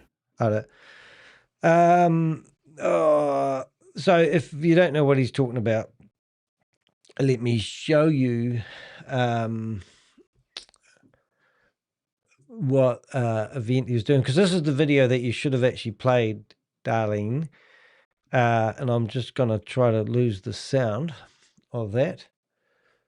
And this would be, instead of playing video clips of Runway to Hope, you could have actually played this video, because this would have actually shown all the co-conspirators. Now, the sounds, I'm going to turn the sound off. There we go, just because I don't like that. But this is Christopher Steve Davis, Tomo, their names all over it. They paid $500,000. Alex, and you've got Hunter Smallback there, and you've got Jonathan Mason's back, and Tomo, Steve Davis, the fireman, I've got all these firemen ringing me up, losing their life savings. It's just happy times, and they're all wearing the Goliath, and it would have cost over $1 million to be the sponsor. It could have even cost more. And this is the part that is really sickening when he starts telling people what they actually do, because this is him lying once again. Amount of wealth. I was big into crypto. I didn't want to put all my money in the bank. Could make passive income. He put all his money into Traders Domain and NLP and white labeled it and made out I was Goliath Ventures was doing all the investing. He's big into crypto, isn't it? For myself, raise my family, and basically enjoy life. Show me the moon. There he is. I think is that a hug with Jonathan Mason? Yeah, there he is, Jonathan Mason. Now, he's involved with Patrick Ben David in insurance. You've got the guard over to the side there. The guy, I didn't realise this, the guy in the blue suit is another rah guy who's got people all in an office ringing a bell every time everyone gets a sale. And I'm pretty sure he's doing insurance. There's Chris, Volt, out for dinner, having a good time with your money. Another bottle of champagne, food, and there was Punit Shaw, haven't heard much about him. There he is, big smile on your face. Looks like your tooth's crooked there. No offense, mate. Tomo, who's Tomo is meant to be like a cop for 12 years, right? And he was in the fraud department, apparently. But other people were telling him that he was actually a beat cop, giving out tickets and speeding tickets as a cop. Patrick Ben David, don't know who the guy is with the white beard. He's probably nobody. There he is. The boys. This is the video you should play, darling. This is the video you should have put on TV. Vince Grietta, absolutely mortified his association with Goliath Ventures, all the people that he recommended into Goliath Ventures. Alex on his phone in the background there talking to Jonathan Mason. Even though the back of this guy's even been on Below Deck, which is a reality TV show. His mother was mortified with what Chris put him through. Investor, an endorser, co-conspirator, absolutely batshit crazy. Fine dining, there he is again, Punit Shaw, 500 people. Now, when they had their $9 million Christmas dinner, Punit Shaw had about 40 people around him. They all came down to the foyer. I had Avengers in that foyer videoing you guys. Right next to one of my Avengers was Nadia Bringus with her laptop open doing work. Christopher come down that night. This is a night before they spent $9 million on an event after not paying investors for 2.5 months. This is how ridiculous Christopher is. Come down for 10, 20 minutes to introduce himself to everyone, then went back up to his room. There's Nick Petrillo. I don't know who he's talking to. I think that's Punit Shaw. That's the drummer. Oh, lots of cigars. And there they are. These are the guys that need to go to jail. These are the guys that are still living off the proceeds that they've earned from Goliath Ventures. These are the people that they need to charge for endorsing, running, profiteering. And look where they are, ladies and gentlemen. The Vault 2025 contracts. And who endorsed them? Well, Jonathan Mason, through his connection with Patrick Bet David, endorsed Christopher, and that's why he got to be named sponsor. You would think that Patrick Ben David's organisation would pay back that $1 million and put it into the Goliath Ventures estate to help reclaim other people. Now, I saw somebody in the chat room down there claiming that no one will ever get any money back from Goliath Ventures. And Howie, you're not really that positive today. You were a bit negative yesterday as well, just saying. But hey, why not say some positive stuff? Surely the government wouldn't put receivers on the case if they didn't think there was a chance of recovering some money back for investors. They didn't repo 12 cars, 8 houses. What else did they repo? And recover funds. They've already recovered at least $300,000 from Orlando Economic Business Partners organisation, and also they managed to recover some funds from WebMD. So there is some money there. I mean, no one's going to be made whole. But to get in a chat room and yell in the top of your voice that no one's going to get any money back is literally like throwing your toys out of the cot. But anyway, these are the co-conspirators, and these are the people that I believe that should be held accountable for their association by endorsing Christopher, by promoting Christopher, by ignoring the warning signs. Okay, that's Goliath Ventures. Anyway, let's get back to Chris. What else are you going to tell us, Chris, that we don't already know? An extortion attempt. An extortion attempt. The person goes to insult me personally and make a whole bunch of claims. The same number? Different number. Okay. Still Canadian, but different number. This person makes a bunch of claims against me on my personal life, which are completely untrue. Oh, really? He then proceeds to attack 4 other people, a part of our team, 3 directors and Nick Petrillo, and then demands $2 million in crypto. Oh my God, it's just a recovery scammer, Chris. That's all. I'd love to know who it was. I mean, it's just batshit crazy that he's even putting this out there. Sent to a anonymous wallet. Okay, and I bet you if he did that, he would ask for more money, right, Chris? We see these sort of extortion attempts all the time. What a crack up. Wonder who he's alleging this is. This is the same thing. This is the same time the stuff that's in New Zealand is happening too. Hey, we got mentioned the same time as the New Zealand stuff. So let me get this right. I'm exposing Christopher as a scammer, and he's now pleaded guilty as being a scammer. And at the same time I'm exposing it, other people are always trying to get in and profiteer. Maybe I should have asked him. And remember, we have got proof that he's offered me $150,000 to remove my videos. $150,000 was offered to me. We've got the documents from their lawyers claiming that they would entertain $150,000 payout if I named the person they believed was bankrolling me and removed my videos and wrote a Dear John letter basically saying I was a misled journalist. And at the same time, they're alleging they had an extortion attempt where the person wanted $2 million. And not only that, they staked out my neighbourhood, found out where I lived, knocked on my door, and wanted to offer me a better deal, but wouldn't let me record it. And now they're claiming that they are a victim. This is, I literally haven't listened to this. So I call an emergency team meeting, and I'm just honest with the team.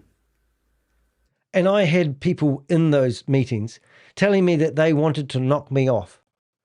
Honestly, that's what I heard. We had people that were in those meetings and they were telling that they wanted to knock me off because at the same time they were running that meeting, that guy got assassinated in the street. And they said, we need to get the same thing happened to Danny, who was writing my articles. So, we've got... I said everyone's aware of what's happening in New Zealand. Now we have this. And I wanted to inform our investors. I wanted to send an email out and just say, everything you're seeing on the media right now is nothing short than an extortion. Oh my God. Here's the evidence. What a load of crap. I mean, I've just put the link on the stage, sorry. If anyone wants to come on stage and talk, you're more than welcome.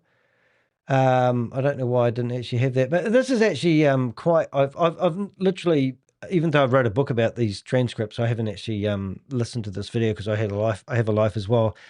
But the fact is that they were telling people that they were having extortion attempts, and also they were trying to link that together with my journalism is actually batshit crazy.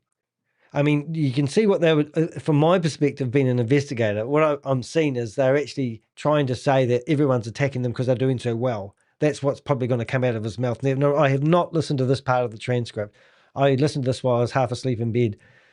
But I'm absolutely amazed that they had an extortion attempt and it just happened to coincide at the same time that I was releasing articles exposing this company. It is absolutely incredible even to listen to this.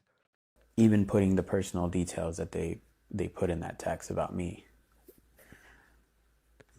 Maybe But one of my... Nick proposed that we put it to a team vote because it affected everyone.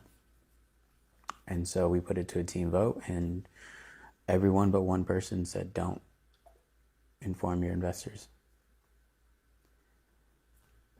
And I can't believe this.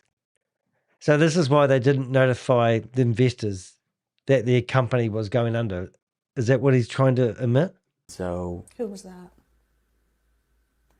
the person that Come on. said we should have, I don't remember which director it was. I just know it was One person said nay? person, and then myself. Bullshit. I was tired of being quiet. I was tired that people thought that they could throw these threats against me or my company and get away with it. Because at this point, And get away with it. and we're talking 2025, you still haven't told a single investor that their money has not been invested. Correct. But we're still making distributions. Oh my God. I can't, I'm sorry this is a reaction video, but I'm just listening to what he just said. She just asked him a very good question.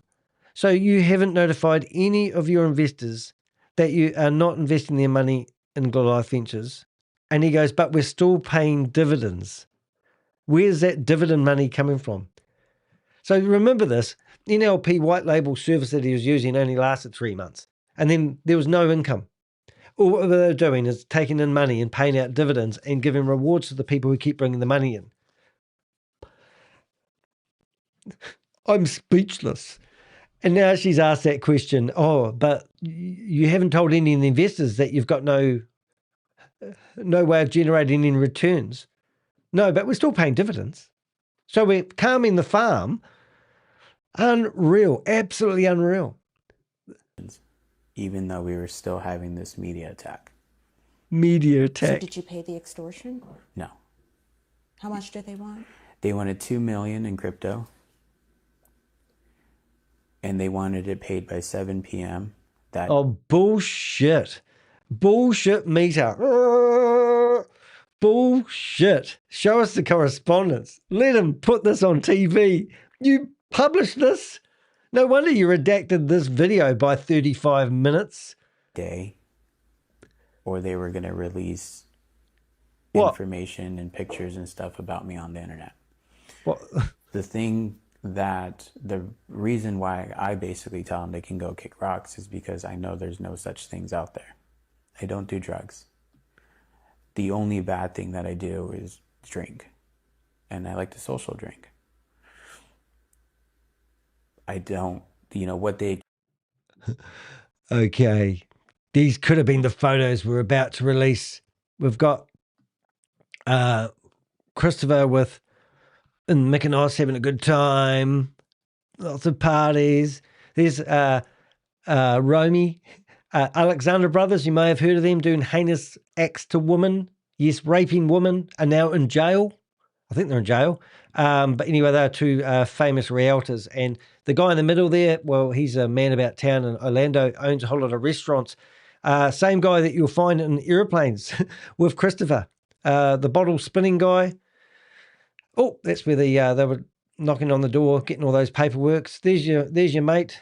Here's your cars. These were not, we never ever did an extortion video. Here they are, Christopher. There he is outside with his ankle bracelet on in the house just a wee while ago. This is the other guy I was talking about just a minute ago who must sell insurance of some sort, not that he's connected. Apparently that's some guy in the leather jacket with the cigar, somebody famous. We know Sanjay very well. This is the goat marketing company that Christopher had. What else we got here for you? The famous photo that shows their connection with NLP people. Here's a goodie, eh? Here's if your friends aren't discussing success, stocks, crypto, business, and giving you positive encouragement, you're in the wrong circle. And this was when they were at the Vault 2025 conference, and we were doing quite a heavy marketing campaign, and they were going out doing drinkies, and that's Christopher in the background if you can't see that. Oh, some charity days with your frosted tips, as Coffeezilla would say. Yeah, we've got quite a lot of Other stuff here. I don't know where this is, but you got the lineup: Patrick Ben David, Jonathan Mason, Nick Petrillo. Don't know these two on the end. Punit Shaw. Then we've got them in the Vault conference. We've got the booth outside the conference. That's his girlfriend to be. We did a welfare check on her because we heard rumors. Correspondence from ex-girlfriends. This was container day. They had a concept container from a company called Maze Mining. We heard yesterday that Christopher claims that he owns 30% of that company. The concept container was only a concept. They had everything ready to go, but it never got off the ground. This is Christopher before he got a mummy tuck. There's the goat marketing that we heard about. Here he is, other photos, other people. I can't read the names on those top, but maybe that's somebody famous, I don't know. And this is Christopher after saying in a video a couple of days ago that he doesn't do any posing for media stuff. And there's Christopher, I hope he hasn't got a squirmish tummy, but he just had the life sucked out of him with his mummy tuck. And then we've got, but these aren't the photos he's talking about. They are the containers, though. That's the concept container. Everyone was looking, they were still trying to find investors. Here he is, photos with the president. I got it tidied up with AI. Isn't that pretty clever? What do you call it? Kalpesh Patel. This is him being videoed when he was trying to keep the ball rolling. We've got Gary Rice doing a video that they put all over their social media. And there's the real photo and there's the enhanced version. And there he is. He paid, we believe, $30,000 to be standing next to Jason Padrillo in the concert before. They did the Wyoming $9 million spend. Other charities, Kids Beating Cancer. I think that's Sam from memory. This is Lord Delgado, an image that he used quite a lot. That's the family he's thrown into the trash. He's telling you he's a family man. He loves his family. He's a good father. Well, he just threw his whole family into the bin there. That's AI generated with me. That's the real photo of him outside the White House. That's AI generated. I was trying to get a better version of the photo. That's been enhanced by AI. You can see it doesn't quite look like him. There's his boyfriend, Mr. Tomo. And there he is in different photos, Ron DeSantis, and there's the men. So there you go, some extra stuff there you may have not seen yet. If you haven't been following us, we've showed those before, but let's get back into it. So now the extortion attempt. This is the best thing I've ever heard. This is so funny. Accuse me of is that I abuse women. Abuse women. I was married for 12 years. I was with my wife for 14. Abused woman. So we received intel from Ty's inner circle, and they were asking why she was covered in bruises. And then we investigated it. We contacted Ty's mother, who was a specialist in that industry, believe it or not, who helped battered women. And we asked them to do a welfare check. If he's insinuating that was coming from us. We had no proof. We just had, and she said they were just doing rough sex. Ooh. So there was obviously, she was battered. And it was her friends that reached out and to us, concerned about her welfare. And even now she's living with her. We've heard that she's trying to get out of the house. So the fact that he's even turned this into something else, or if this is all fabricated, which I do believe it is actually batshit crazy. But just listening to this bullshit, and this is what we're saying, guys, this is to me, this is all fabricated. I would be asking for evidence of everything he says in this video. Because at the moment, he's claiming that someone held Goliath Ventures extortion attempt up to $2 million. And what are they going to do? If you don't do it, I'm going to release photos of stuff that you've never done before. So the photos are going to prove that, what, Christopher did drugs? No, because Christopher just said he's never done drugs. So there's no evidence out there of Christopher doing any wrongdoing. So he's got nothing to worry about. But instead, let's make out they had an extortion attempt. I mean, what do they know about the company that would have crippled them? I don't know if I explained that right, but am I batshit crazy? Or what am I missing here? I had never hit her. I yelled at her one time in our whole relationship, and that's because got the wrong she handbag? disrespected my mom in front of me. And then immediately apologized for raising my voice at her. What about Kat, Chris? Your former girlfriend. You accused her father of stealing your watch, or one of your watch collection, and that's why you broke up. And I think there was even some sort of, so maybe that was that the other girlfriend you were not happy with? Because her father theoretically stole your watch. Never once have ever lifted my hand towards a woman. And if I am an abuser, I think the woman that I was with for 14 years could attest.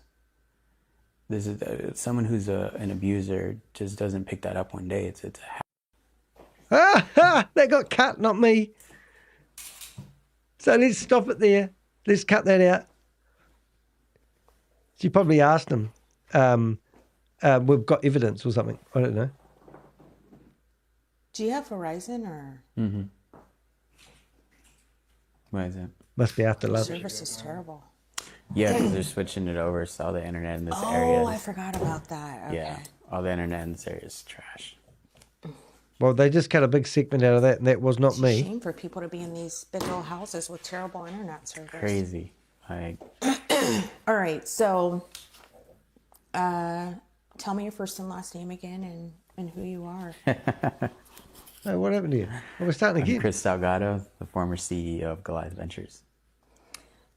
So I want to revisit a couple of things from yesterday, just so I have clarity. Hold on a minute.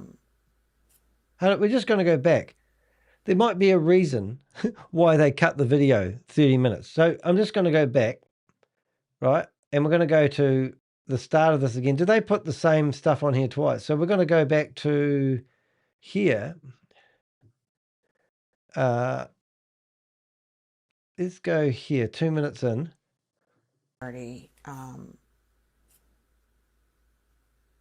The contract agreements, like who developed, who wrote those? All right, so now we go forward to 32 where we were.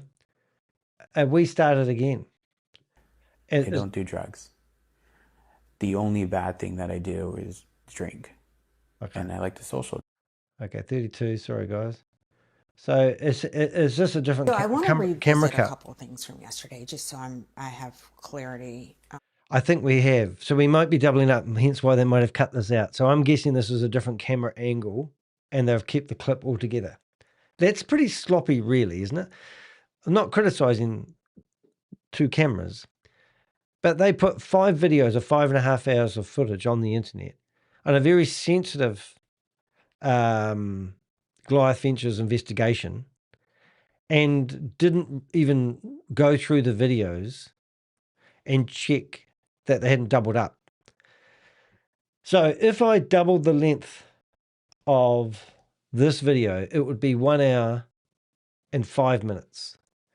The video is 1 hour, 15 minutes long. So we may get a double up here. I'm not going to play it if so. Also, my transcript will pick that up. But I'm just saying there must be still 10 minutes of this video that's not already done. So what we're going to do is listen to it for a wee while, make sure we are getting a double up, go to the end and see what other footage there is. Does that make sense? The contract agreements, like who developed, who wrote those? Yeah, originally the agreements were mirrored after MLP because we were originally white labeling their fund. And we had already had people invested in MLP. So we wanted to make sure that our agreements kind of read similar to theirs. It wasn't until later on where, securities questions started getting, they started getting brought up and potential issues with the SEC. And that's when we went to different law firms to have our agreements reviewed and restructured. I know what MLP is, but what is MLP? MLP is My Liquidity Partner. They were a crypto liquidity fund that a lot of people were invested in. I think it's kind of like we discussed before. How MLP took off was everyone in crypto was involved. Everyone in crypto was invested in this company. I wasn't. So kind of gave it the golden stamp of approval. If every crypto person is investing in this company, it like the latest scam. And even to this day, we don't really know if MLP was a Ponzi scheme or if it truly was negligence on behalf of the fund manager because he was running the whole fund through his personal wallets. It's kind of been one of those things. Okay, I'll tell you what we're going to do here, kids, because I'm pretty sure it is. I'm just going to use, hopefully AI is working again. We're going to do something clever here. Let's go to Right, yeah, let's see. Yep, it is working. So I'm going to go to Goliath Ventures. We're going to go to 1 minute, please, call. I'll just get ourselves ready for this. We're going to go to here. That might explain why they've cut out half that stuff. Min was. There we go. All right, now we'll just get rid of that so we don't incriminate anybody, and we're all good. Right, so what we're going to do is we're going to come here, and we're going to chuck in the transcript I've got. YouTube, FWTV, covers, where is it? Shorts. Got to find it now. Hold on 1 minute, please, call. I've got to think about this. It gets quite tricky when you do it like this. Transcripts. Here we are, transcripts. 1, 2, 3. So this is 3. All right. Right, can you please? This video is 1 hour, 15 minutes long. And we've just had it removed off the internet by Channel 9 News. The new video is 31 minutes long. And we're now long. Okay, long. 31 minutes long. Yeah. I think they didn't edit the video. And we have a video of 2 different video angles. I just want to check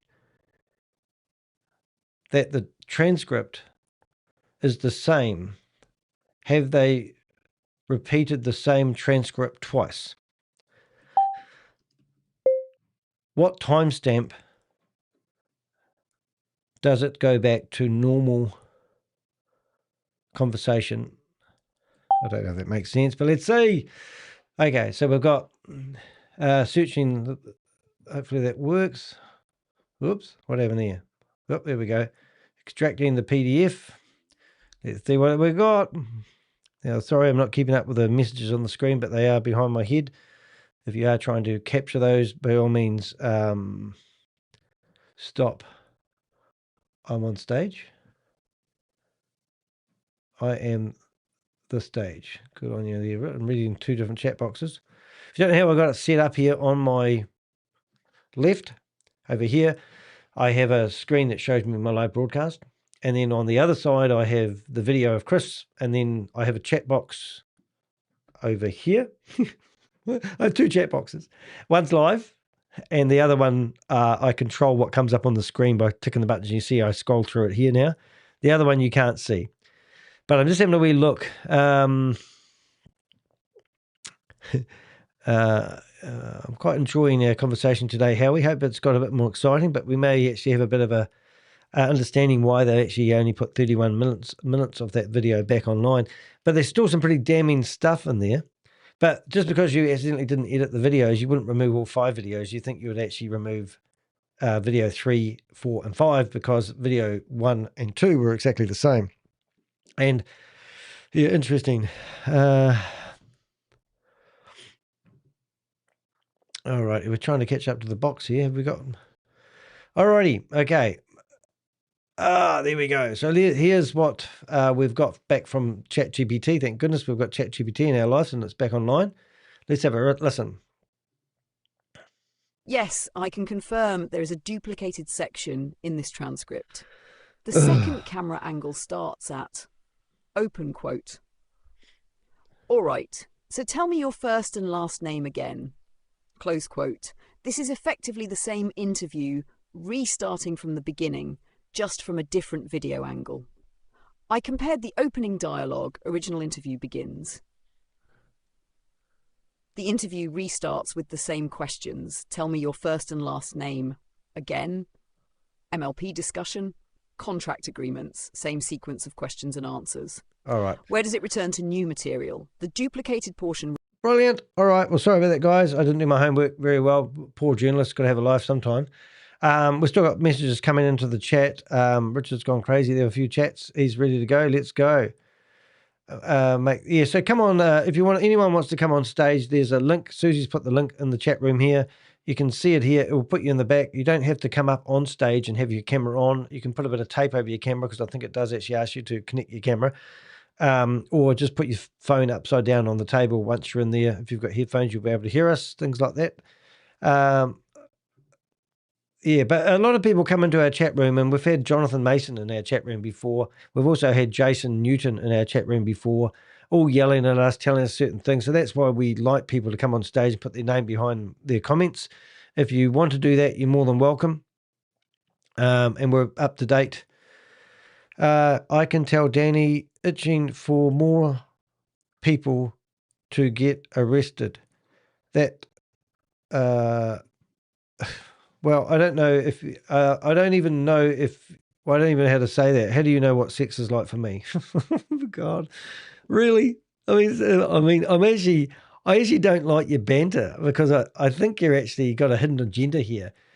And I'll give my Avengers who have the right to kick you out of that chat room anytime they like, if they feel it's inappropriate what you're saying or what you're insinuating. We haven't got time for it anymore. We don't need the banter.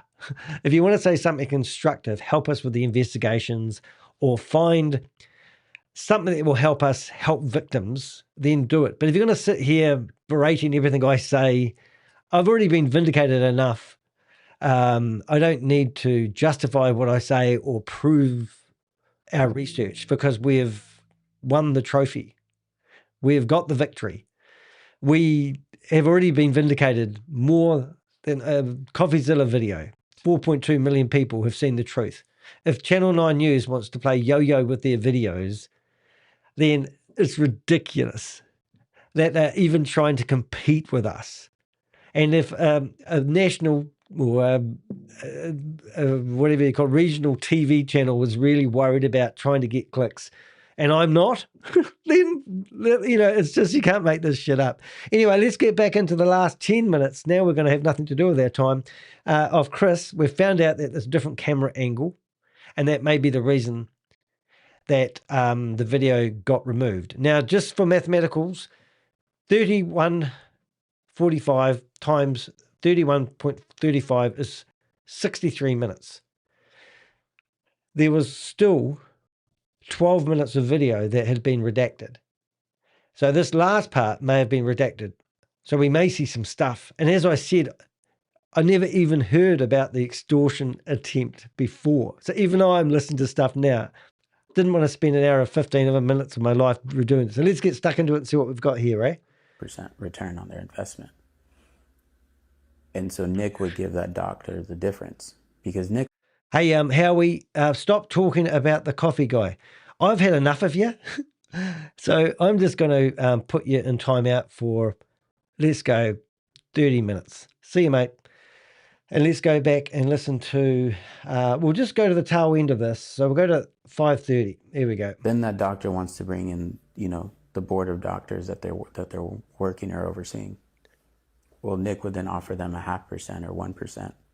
So those doctors that are coming in under the referral are getting a 5% or 4% return on their investment. And so Nick would give that doctor the difference because Nick always made his money off of 10. 10 or 12? It would range. The parameters of either 10 or 12 depended on how much money was brought in that month and how well we did.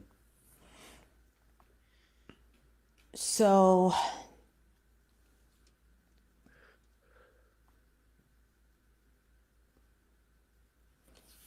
Here we go.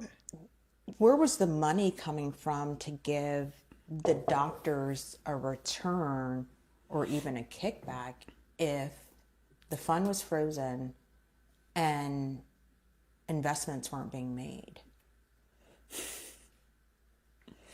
I mean, Why is that funny? we had a lot of inflow. We had a lot of Oh my God. people investing in our company. So, I mean, essentially the money was coming from other investors. You've just described a Ponzi Is it scheme. robbing Peter to pay Paul? No, it's a Ponzi scheme. At this point, yeah. They're running Ponzi schemes, At what darling. point did that stop? It was too late. By the time our products were developed, our payouts were way too big. What we should have done is froze everything, Really? moved $60 million into our fund, and then waited. restructured. But at least the money was making money, and we could deal with the investor. Yeah, but the honest truth of it is, there, guys, is they were hoping that $50 million investment was going to save them and bail them, and then they were going to restructure the company. Well, that $50 million investor never existed, because he said yesterday that that guy had already invested, and we know how much he invested because I've been talking to him on the phone. He only said that so that they would release the money that he was hoping to get back, because his whole family's business is now destroyed. This guy put millions of dollars into Goliath. He was from New York, and he was using the dividend money to pay the wages and keep his business going. So when he realized that the dividends had stopped and they were hyper compounding the money, his business and all his staff were basically, they had no money coming in. So he ruined this person's business. This guy was trying every strategy. On the 14th of September, we contacted that guy and told him that this was a Ponzi scheme. And he didn't believe it. He was going to have a conversation with us, never got around to it. You know, and those conversations that you may see. So if we go back to here, the conversations of that individual, the $50 million investor, which I'm 99% sure we're talking about the same guy. If we come to my YouTube channel and you come down here enough, you will see those recordings talking to that individual on my YouTube channel. You just need to look out for a thumbnail where Jonathan Mason is talking. So I'll show you the whereabouts. Now, these videos, these recordings have been true. So Jonathan has been trying to get these recordings removed off the internet. They are secret recordings, right? If you come down to, you get the proper video, this one here, this was posted 3 months ago. Now, Jonathan alleged that Mark James was bankrolling me and that he picked me up at the airport in Orlando and they had a photographer take the photo. So I generated that image. It's batshit crazy. But listen to this. By the CPA, by the SEC attorneys, proof of funds, proof of concept, proof of return, everything's there. Quarterly meetings is it's literally a hedge fund. Mm-hmm. So if you have some rich friends that want to make some real money on a regulated platform, I'm more than happy to get you in touch with my guy, Matt. 3.5% a month. It won't be anything like not your 5. To get money into that fund for people and use the profits from there to start paying people back. So I'm trying to raise money that people actually want to partake in a regulated fund. Regulated. They can see the wallets. They can see the fucking fidelity bond. They're going to see the attestations by the CPA, by the SEC attorneys, proof of funds, proof of concept, proof of return. Everything's there. Quarterly meetings is it's literally a hedge fund. If you have some rich friends that want to make some real money on a regulated platform, I'm more than happy to get you in touch with my guy, Matt. Right, use the same and we can start helping these people get their funds out.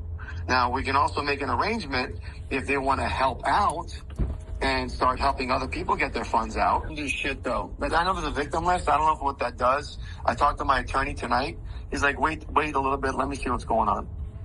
Because I know there's a specific... So his attorney has an attorney called Claimant. What's his name?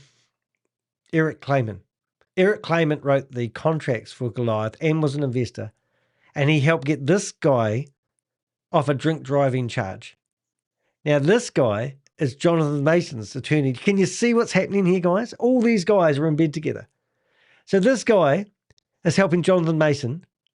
And this guy, attorney, is Eric Claimant. And I've got video evidence of all that. Link for that. I saw it on the web. Is that going to do anything? Because there used to be a fucking number on a claim, but it's best to have an attorney fucking do it. So I want my attorney to see what's going on. So let me get some clarity on that, what our best direction is. Remember, and bro, I got over $7 million in there with the family. My brother's money, Moody's money, my dad's money. So understand, if I fucking knew anything, I would pull that shit out. It's a shit show, but here's what... I'm in the same boat of you. We hear it all the time. All these Ponzi scheme guys are exactly the same.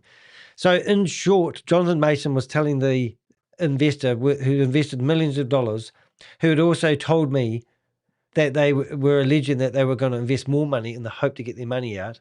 And he was under Jonathan Mason, and this is the recorded conversations, voice messages that he left the individual. And there's 17 minutes of this bullshit. In here, he claims that he's seen $1 billion worth of crypto locked up. And he's claiming that his mate Tomo, who's worked for the financial department in the police force for 12 years, knows all about financial fraud. He was claiming all the claims that he made have all been, all these conversations are total lies because Christopher's pleaded guilty in court. What I'm working on, okay? I have no control over Goliath. I've made no decisions, no knowledge, nada. But all I can do is try to help those that really fucking need it. Because I know a lot of people need those funds. So he's saying invest in Matt Burke's new Ponzi scheme, get 3.5% per month, not 5% like he was getting. Because this guy was getting, hundreds of thousands per month because of how much he put in. And he said also, if you've got rich mates, we'll give you a backhander. Same shit, different day. And then we see Matt Burke's name appear on top of the Onyx Reserve. And then we find out that Jonathan Mason is connected to Patrick Ben-David. Patrick Ben-David owns the company, or did own the company, that Jonathan is working in at the moment, selling insurance. All these guys are in bed together. And I'm hoping there's some really good investigators out there or some good law enforcement, and we're going to see some amazing charges happen with all these criminals that are still doing this today. As I showed you today, the Onyx Reserves has sent out an email to people seeking investors, giving them 45 days to act. These guys aren't stopping. We're not stopping. We're going to name and shame these guys. They're all in the same bucket of poo together. What's the process of getting the funds out? Is Chris going to be given a slap in the wrist? Is this going to be disproven? Is this a bunch of bullshit? Are they fucking really trying to put him in a corner? Like, what's really going on? So we need to get some answers, not just the accusations. I'm going to speak with the attorneys tomorrow. I'll get some updates from them. I will let everybody know. But right now, everyone can take a deep breath. Again, wallets are there. Chad looked at them literally 20 minutes ago, half an hour now. And we're just waiting to get some answers as far as what's going on with the case. But if you look at what I sent you in that link, there's a lot of holes in the affidavit. Things just don't make sense. All right. Hey, brother. I want to get you on the phone with my buddy Tomo, who has been with Goliath, but he's also 12 years retired, law enforcement. Did a lot of federal stuff, knows the ins and outs of this, and a lot of experience. I had him talk to Christian last night. He has a much better idea, feels much better about the situation. Media's blowing the shit up, but I want you to hear it from them that have experience in this to give you a little bit more of a peace of mind of what's really going on, and we can find a solution to everything. So give me a little bit, just obviously every phone call I'm making is 20, 30 minutes. I'm only talking to 1 to 2 people an hour. I'm just trying to get to everybody. So didn't forget you. Thank you for your patience and understanding with what's going on. I'm just working to figure out a solution to everything.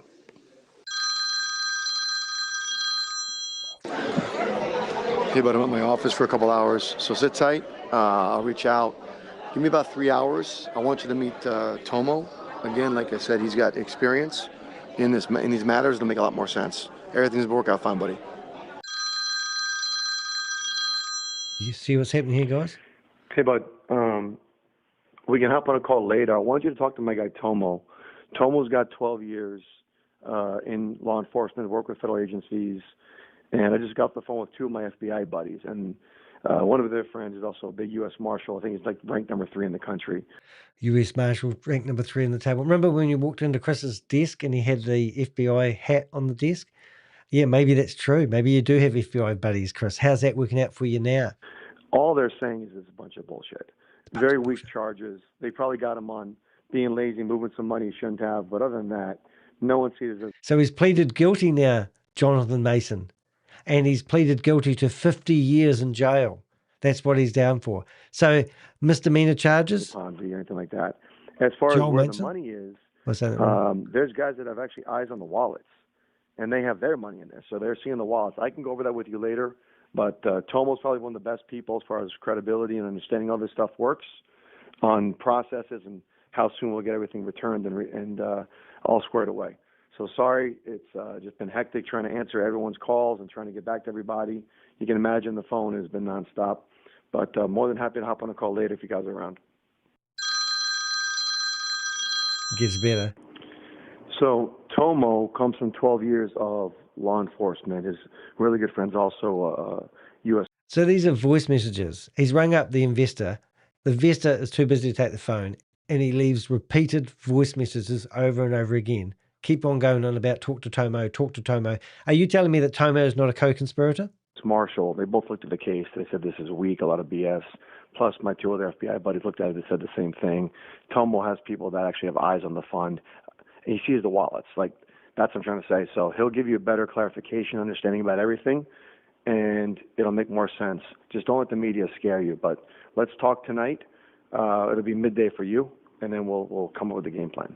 Game plan. You can't make this shit up. Listen, my buddy Wayne, who works for the FBI, he was just at the house laughing at the shit. Please stop believing all these fucking articles, because I just spoke with compliance. They actually have a copy of the actual signed copy of the Fidelity bond. So compliance is Matt Burke, you know, the guy that started up a company called My Black Block, not My Black Rock, My Black Block. No, not Black Block, My Black Block. Yeah. You know, this is Matt Burke he's talking about. That was in place. Alston Bird has their opinion letter, which is the SEC attorneys that reviewed and approved everything. So there's stuff that these guys aren't showing. So we can hop on a call later. Tomo's available tonight, by the way. I spoke with him earlier. So if you want to hop on a call later, we can. So stop reading all these articles. You're scaring yourself. Don't scare yourself. Don't read my articles, guys. Yeah, I'm in the middle of that. That's either getting 100% dismissed or I'm going to be countersuing, because everything they're trying to state, we actually have documentation and proof. So I'm not worried about that. Yes, I'm aware of that. 100% countersuing. We have documents and proof. I mean, this is what Jonathan's telling investors, who is also asking to reinvest to trade their way out of the disaster they've got into. These guys are Ponzi scheme promoters. And there was no fidelity bond. Thank They you, are Susie. so full of shit. I can't disclose it because it's an active lawsuit. But if they don't dismiss, they're the ones going down. It's going to be fucking hilarious. Well, it's fucking hilarious now, isn't it, Joel Manson? I mean, really? Fucking hilarious? Oh, who's laughing?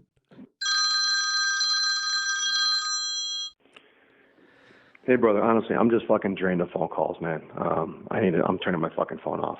I have no answers, no fucking clue. Here's what I know. That the SEC attorneys from Alston and Bird approved everything. And there's emails and documentations. That flow chart and the affidavit, that's SEC approved. We have a copy of the actual Fidelity bond that was in place by Realm Insurance. We have the signature. As Susie said, there was no fidelity bond. This was just fabricated bullshit. The actual policy. Matt Burks even spoke with the agent and said, you never show this to people because they know how much they can sue you for. That's why it was never shown. We have a copy of that. And now you can't show it to anybody because of the lawsuit. There was too many eyes on the wallets, bro. They still see the wallets. People looked at everything. They saw Chris log in. I mean, you saw Chris log in front of Raul to the wallets and confirm it with Etherscan. Bro, you saw it with your own two eyes. Twice he did it in front of Danny, and then he did it in front of Raul. Not me. You've seen it. Those are the wallets. He doesn't know what an exchange wallet is. And look, here are the wallets. And we can see the money. We can see that Christopher's wallet address, his own personal one with his own NFT attached to it. You know, we've got more intel than you can poke a stick at. Look, I still quite like listening to these, so I hope you do as well. And then I also learned today that you can't actually send Coinbase centralized to Uniswap DeFi. You have to go to cold storage and then send it. There's a lot of things about crypto that we don't know. Cold storage wallets doesn't mean you can't see it either, by the way. It just means it can't be moved or something. So it's not like you can take parts of the blockchain off or hide a transaction or where the money went. It's kind of like driving down the road and being told to turn right and go 200 meters. Even though you might park the car and put it in concrete, it doesn't mean we don't know where the money went. When I know that I don't know. So it's like interesting shit. I don't think this is to be a Ponzi, bro.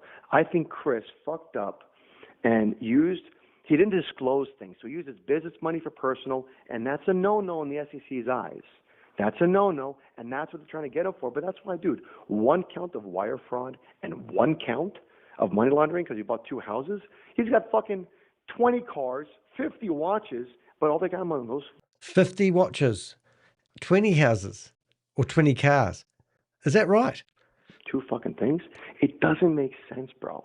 And the company's paid out so much money every single month.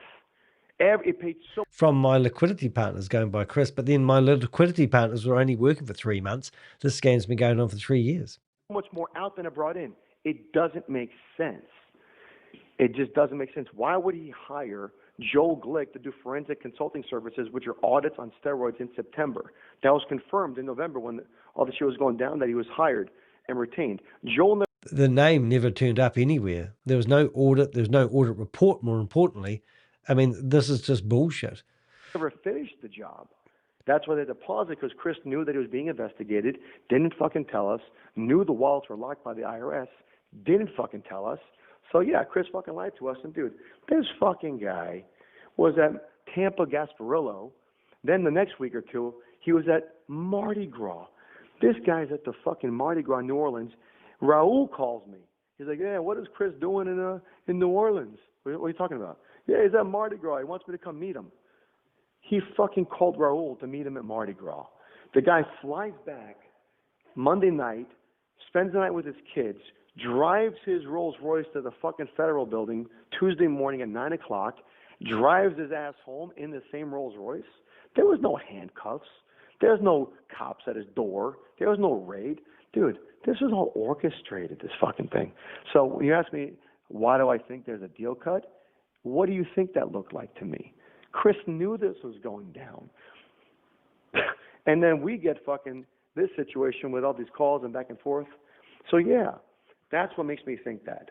As far as the time frame for money back, I have no idea. But every expert I talk to, my buddy Tomo, all my FBI buddies, his buddy, the U.S. Marshal guys, like, it's going to take a couple months. What do you expect? Couple of months. The investigation's ongoing. They start the receivership. They're going to go through the list. They have the KYCs. They have everything.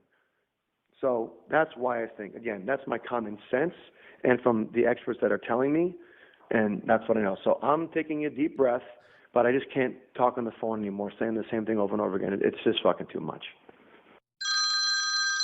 That's a voice message, by the way.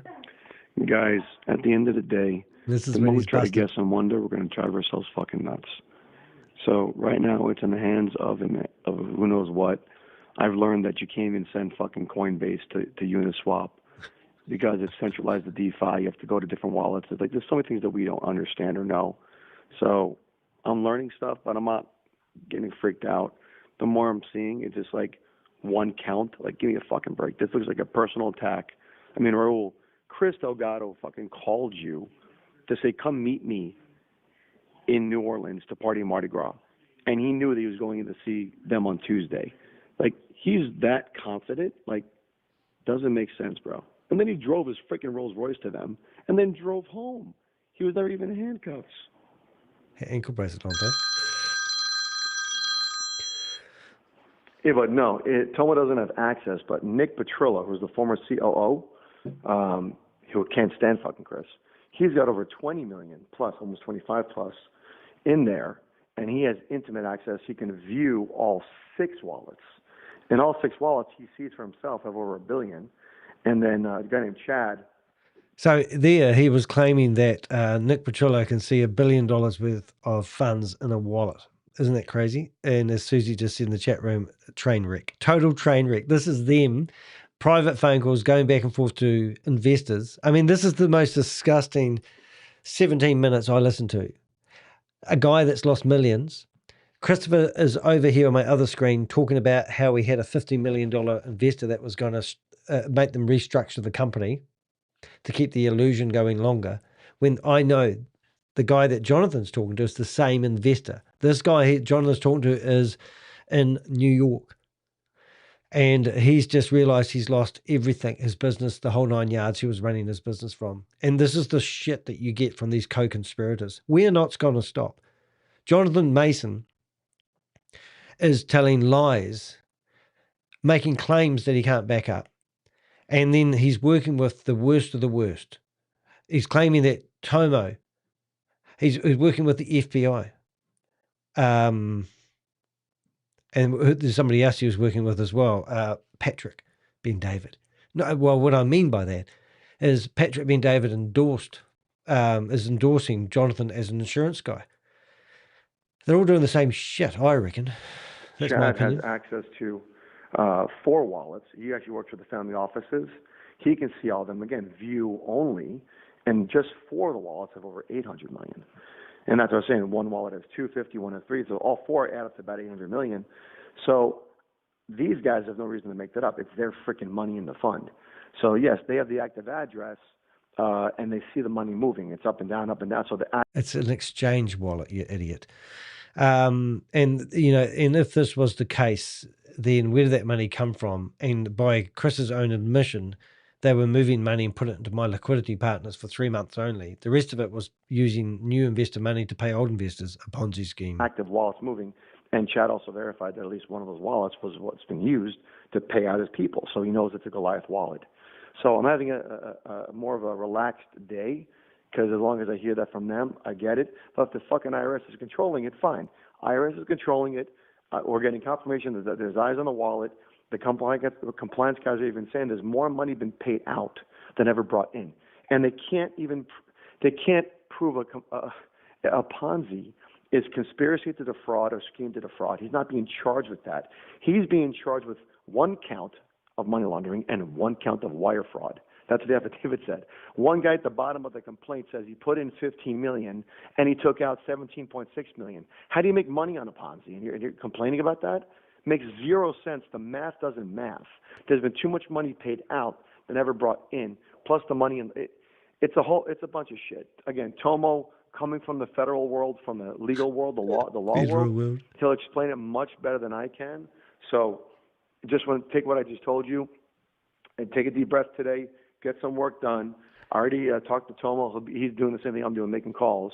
But he's still working. He's got some things going on. But he'll be free around 7 o'clock tonight. So that's what, 4 o'clock your time. So I'll get him on the call around that time, as long as he's free. So just be ready to hop on a call.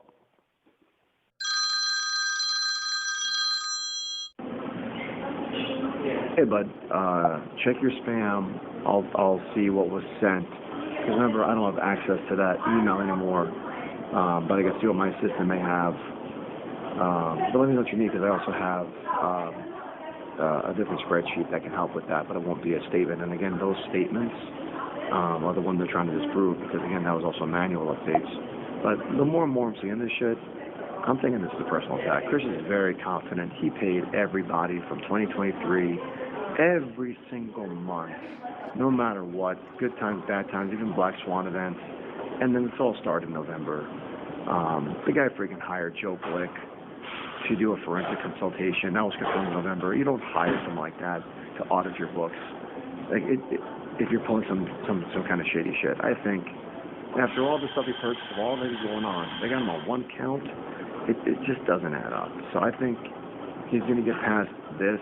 He's probably going to pay some fines or whatnot if they get him on that charge. And then... No, he's not going to pay some fines. Hey, look, I've got Tomo's number here. I've got a number where he won't know it's me calling. I'm just going to ring up Tomo and see whether he answers his phone. Let's go, eh? Here we go. Wish me luck. I'm going to call him from a Washington, D.C. number. Please wait while we connect your phone call. Here we go. Please wait while we connect your phone call. The software I use crashes sometimes, but let's see what happens.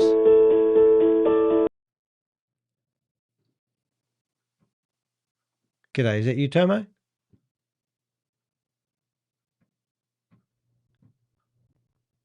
Tomo? Can't actually hear you. Are you there? Tomo? Speak to me. You know you want it. I can't actually hear you. Use your words. Maybe it went to your answer machine. If so, this is Danny DeHeck. How you doing, mate? I'll give you another ring back in case we've got a bad line. Wouldn't mind asking you a couple of questions, especially about these recordings that we're listening to with your mate Jonathan Mason. Are you there?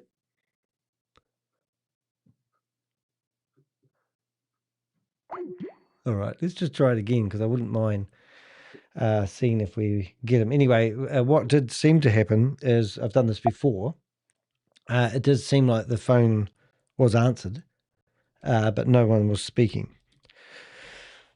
So let's just try it one more time, and this time we'll ring up from a different number again, just in case there was a problem. This time we'll ring up from one of his buddies in Florida. Please wait while we connect your phone call.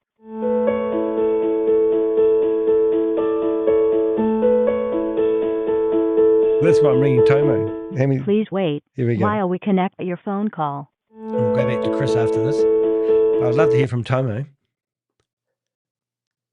Cool, it ended. Oh, come on, Tomo. Let's ring him back on the other number one more time. Please wait while we connect your phone call. So it's obviously been hung up on. Sorry about my music. Can't fix it. Please wait while we connect your phone call. No, hanging up straight away. Crazy. Interesting, isn't it? All right, so we would be worthwhile ringing up Jonathan though, wouldn't it? Let's see if we can bring up Jonathan. If you want their phone numbers, you can actually find all their phone numbers on my website under Goliath. I've actually put the full telephone directory of everybody. Let's have a look. Jonathan Mason, isn't it? Mason. Maybe I'll just search for Mason. I might be able to find it. Mason. Jonathan Mason. Here we go. Yep, I got the phone number there. Right, so let's just see. I'd love to talk to Jonathan. But as I said, if you want their phone numbers, go to my website, theheck.com, click on Goliath, and they're all at the top. All right, this could be fun. Let's go. We'll ring him from a Florida phone number, so he feels at home. Please wait while we connect your phone call. Hi, if you record your name and reason for calling, I'll see if this person is available. Alex Bianco. Oh, that's hopeless. I'm just going to do that again. It must be Google Voice, is it? Is that what that is? I'm going to ring now from I'll ring from a Washington, Please wait D.C. number. while we connect your phone call. Hi, if you record your name and reason for calling, I'll see if this person is available. Alex Bianco, Insurance.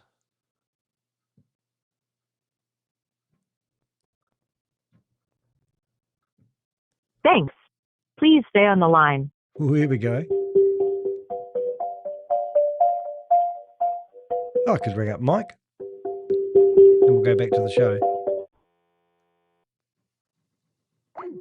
Oh, and they hang up. Well, they hang up where it disconnects. Okay, so you want me to ring up? I don't know if Mike's phone number actually works, but I'll give it a go. Mike. I'm just going to use my normal phone, and let's see if we can ring up these guys. There we go. Let's see if Mike's phone's actually working. You're talking about Mike Krzyzewski? See if he works. Mike? I've reached the voicemail of Michael Snowski. Please leave a detailed message and I'll get back to you as soon as I can. Thanks. At the tone, please record your message. When you are finished recording, you may hang up or press pound for more options. G'day. Is that True Money Mike? G'day. Is that True Money Mike? How you doing? How's your Instagram campaign? Are you famous yet? Danny DeHeck here. Would love to speak to you. Why don't you ring up and do us an interview? You have to come back to Canada soon, won't you? To get your 6 monthly stamp on your passport. Are you a bit nervous about coming into customs? Just asking. Anyway, hope you're having a good time in Dubai. And love your Instagram feed, mate. You're going to become somebody soon. Oh, look, it would be rude not to ring up a few people, wouldn't it? Who else could we? Should we ring up Chris? Should we see if we can ring up Chris? Because that would be a bit of a funny one, wouldn't it? He's the real man about the moment. Let's. I'll just find my directory of Goliath Ventures. Well, let's ring up Alex and see if he wants to talk to me. I'll ring up Alex Bianco first because he was at the top of the list.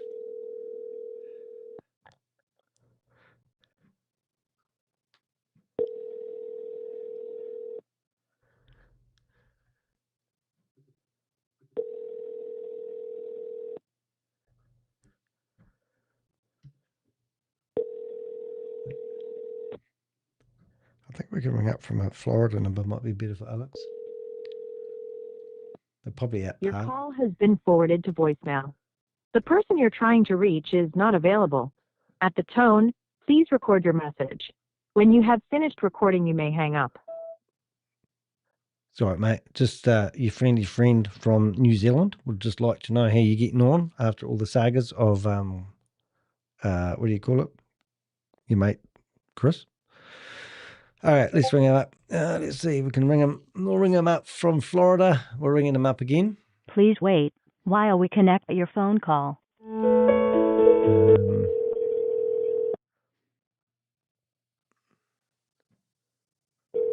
We'll ring up Chris next.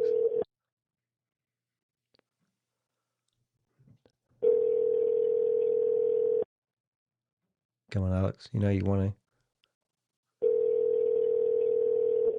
Don't even know how to say it. Hello, mate. Danny here. Your call has been forwarded to voicemail. The person you're trying to reach. All right, let's ring up Chris. Let's go for the big one, eh? We'll do a phone. It's got a Dubai number. Should we ring him on his Dubai number or his American number? Because he doesn't know we know the Dubai number. We just know everything. Let's see if Chris is still got a phone. It might be monitored by the FBI. I'll go, oh, hi, John. Danny here.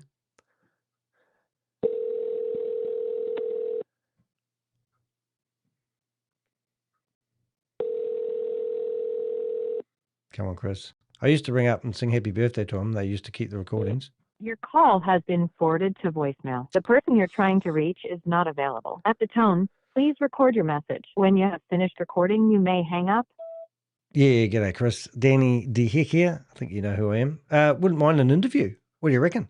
Be quite cool. Ringing you live at the moment. We're just playing video 3 of Darlene Jones' investigations. She's brilliant at investigating you. Didn't know you had an extortion attempt for $2 million. I'd love to know more about that. We might actually be able to investigate actually who was doing that if you give us a little bit more knowledge about it. Love to help you with that one. All right, I'll ring you on your. I'm going to ring your other phone number now. I say let's ring him on Dubai. Dubai's that one, I think. Dubai start with 971. Does let's see if this rings because I know he's got 2 phone numbers. Never rang Dubai before, have I? Oh, I haven't got Nick's Dubai number, have I? Well, I might do. Let's see if this goes through. I reckon he got rid of this phone because no one knew about this phone number. Yeah, no, that didn't work. So that's interesting. All right, so who else can we ring? Well, Casey Holiday. I've got him here. Might as well ring him up. See what he. Now, I think I'm better off having a ringing these guys on American number, aren't I? Because they won't know who's ringing. And if they're not watching the videos, of course they wouldn't be watching my videos. So let's just see what. So what do we know about Casey Halliday? Is it Halliday? I think I got that right. Just get that number right. It was just good to ask him if he's got any news about what's happening with Chris. And then we'll go back after Casey Holiday. Please wait while we connect your phone call.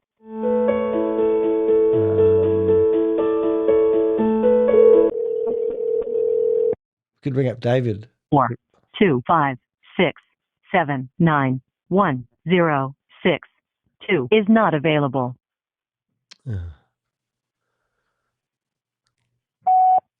G'day, Casey. How you doing? It's Danny D. Heck here. I was wondering if you'd be open to having an interview about Christopher Delgado.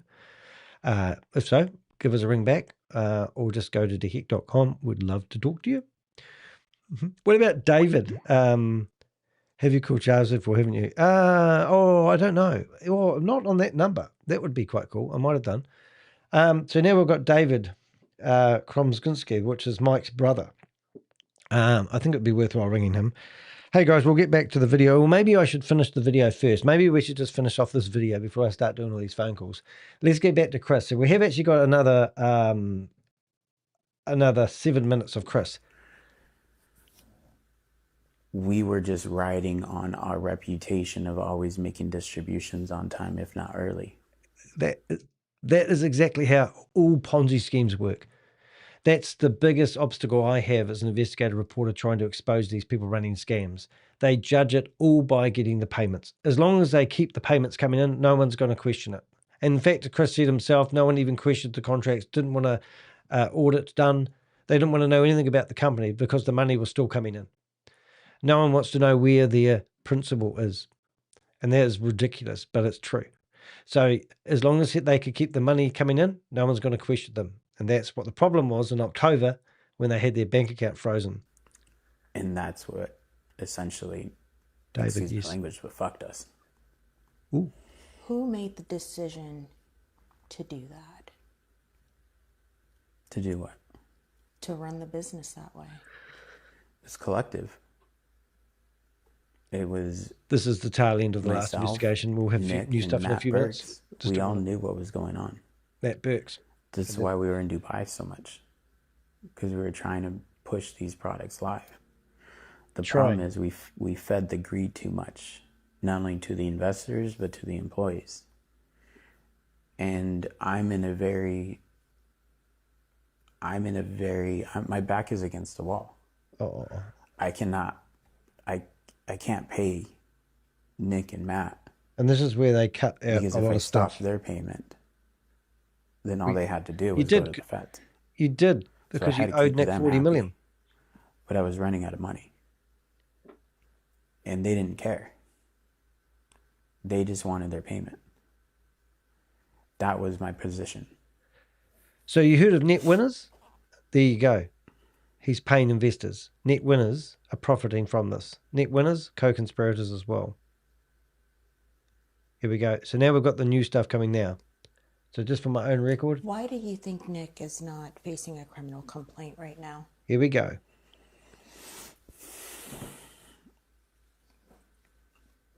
Good question, though. You know, we're the top 10, top 11 Ponzi schemes? biggest alleged Ponzi scheme in the Alleged United States. Ponzi scheme. My face was everywhere. I'm the CEO. Okay. So I think at first, I'm the target. Okay. And, I'm running the company. Yeah. All the responsibilities sit with me. That wouldn't work in your favor, Chris. And so I think in that aspect, this is why other people haven't either got a criminal complaint or an indictment, because the focus was on me, and it worked masterfully to their plan. Did Nick ever threaten you? Oh, we haven't heard this. Sorry, I forgot. No, I can't say that. No, he did give me a civil lawsuit for 40 million. No, there wasn't any threats. Extortion?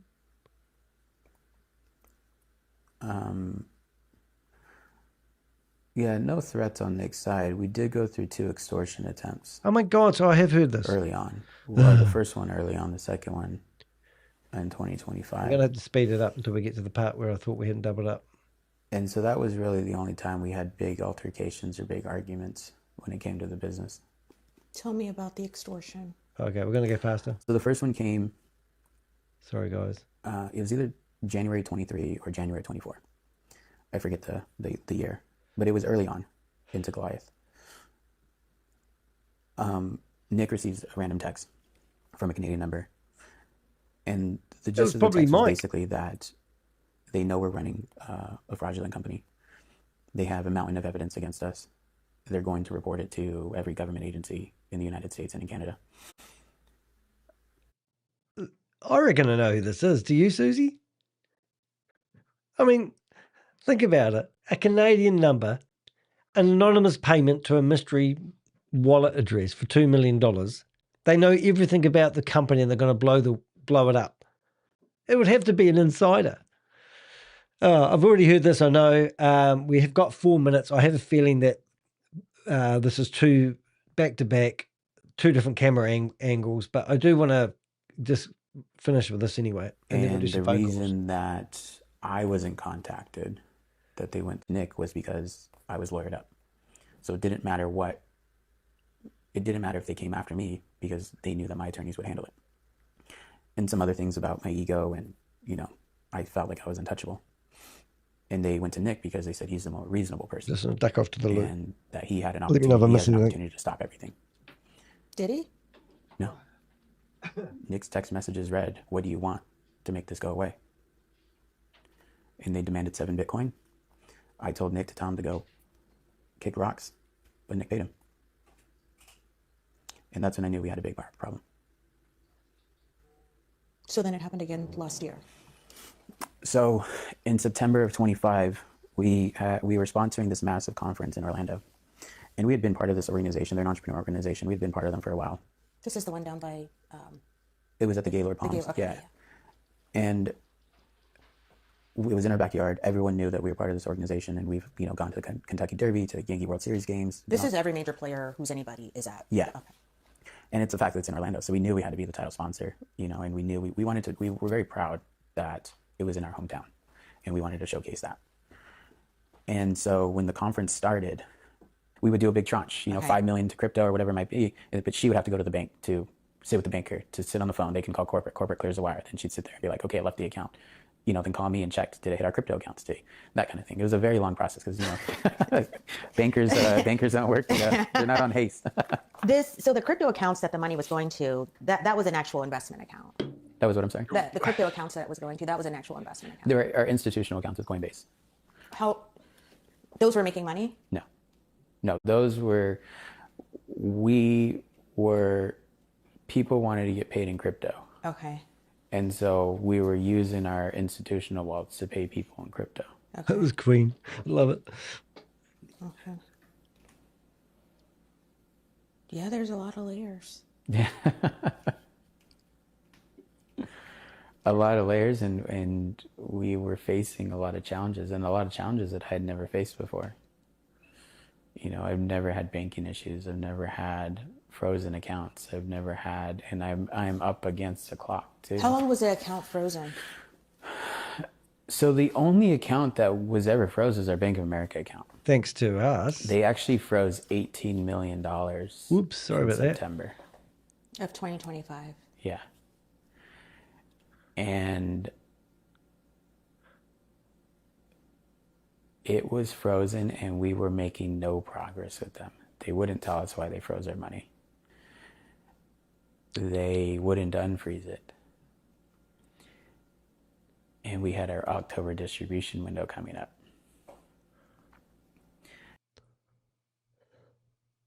That's it. Well, we did it, guys. We got to the end. So what I'm going to do is I'm going to say thank you. I'm not going to go anywhere. I just want to say thank you so I can cut this off. That was part 3 of the interview. Unfortunately, we had a bit of a stuff up ourselves. And now I realize why Channel 9 removed this video and put it back on again is because they had doubled up in their footage. So that means they must have just got these videos and dumped them online and then watched them, let the world watch them, and then go, oh, we've left people's names in it. And they redacted a lot of information and republished them. 31-minute video went back online on part 3. We just showed you, well, we didn't show you the whole hour 15, but you get the idea on why we did it. That's it. So I'm going to see you guys in the next video. We've got more videos. We've got 2 more videos to watch. My Thursday, my Friday, your Wednesday, your Thursday. But we'll get more videos out there. I'm Danny the Heck and the Avengers. We'll see you in the next video. However, I'm going to be here. I'm not going anywhere. So what I want to do is I want to go back here. So am I right? Is that's not David, is it? Yeah.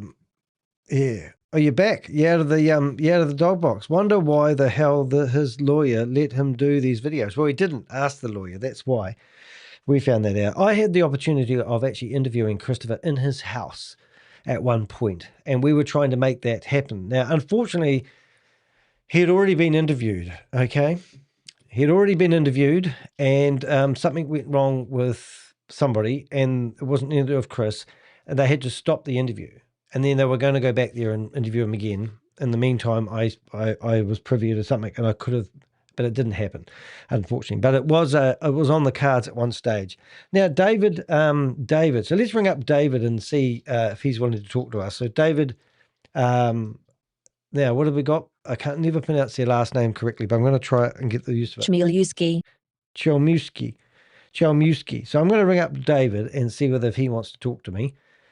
And then we've also got all the phone numbers of all these other guys, which we will actually ring. But let's see what happens if I ring them up. Please wait while we connect your phone call. You have reached is not in service. Please check the number and try your call again. Oh my God! So that number doesn't work anymore. All right. Get steady on. The All right. contact is not available to pick up your call. Do you want to leave? No, I don't. All right. So now what I want to do is, who do you guys want me to call? We'll do some phone calls. I'm just getting the phone numbers on the screen and another thing. So if you do want to, do your own investigations, if you go to my website, theheck.com, click on Goliath, and you've got contact details. Now, I can't click on it because it would be called doxing, but that's what I'm doing right now, and that will enable me to actually. So we've got, we can ring up Chris's girlfriend, but that wouldn't be. Why don't we ring up Nick? Brilliant. So let's ring up Nick and see if he's keen to take the phone. At least we can test these phone numbers while we're at it. So we're going for Nick T. Petrillo. And we'll just get this right. 1 second, please, caller. Right, so we've got Nick's phone number there, and we're going to go. I can't say. Often when I put phone numbers in, I literally don't think Nick's going to be very talkative. I've heard that Nick's gone undercover at the moment. I'm going to congratulate him on his third child. I think he's had a boy, 8-3. Okay, so we've got 8-4, right? 4. Right, let's see if Nick wants to talk to us. Please wait while we connect your phone call. Great, please. Your call has been forwarded to an automated voice messaging system. 94122483884 beep. is not available. At the tone, please record your message. When you've finished recording, you may hang up or press 1 for more options. G'day, Nick. How you doing? Danny DeHeck here. Just wouldn't mind having a chat to you about Goliath Ventures, or 21 Ventures, to be honest. Give us a email if you can. Love to hear your story. That would be very exciting. Come on, give me a ring. You know you'd love to. I don't know what to say. Jay Newton then. Let's ring him. Dubai number. That'd be cool. So you're going to give me that, are you? Oh, yeah. All right. Let's do Jay Newton next. He's always a goodie. Jay Newton. Let's go. What's an Orlando number? I've finally got all these numbers under pat, haven't I? So you'd be proud of me. 18. Oh. That's it. Jay Newton. So Jay Newton. Let's see if he wants to talk to us. Oh, look, I'm not worried about the time. I don't think people who are that might be why they're not answering though. While we connect your phone call. Cool, Welcome to Verizon Wireless. The number you dialed has been changed, disconnected, or is no longer in service. Oh, they've changed their phone numbers. I would too if I publicised them. And we have publicised their phone numbers quite a lot. Good to know. Who would you want to call? Dubai number? James. Call James. James. There he is. All right. We're calling James, Chris's brother. What night is it? I can't remember. James. Look, I don't care what time of night it is. I get rung up at 3 o'clock in the morning quite a lot. It happens in my life. I had somebody ring me at 4 o'clock in the morning the other day, and then I talked to them for 10 minutes, and then I say, by the way, it's 4 o'clock in the morning. They say, I didn't realise that New Zealand had a different time. And I go, yeah, thanks. Okay. Here we go. We're now calling Chris's brother. At least we're testing the phone numbers. Please wait while we connect your phone call. Delgado. Is that James Delgado? It's Danny DeHeck. Here we go. Let's have a look. I think James will have the same number. Wasn't he a policeman? Wasn't he going to be a policeman? Your call has been forwarded to an automated voice messaging system. Is not available. At the tone, please record your message. When you've finished recording, you may hang up or press 1 for more options. G'day, James. How you doing? This is Danny DeHeck. Don't know if you know me.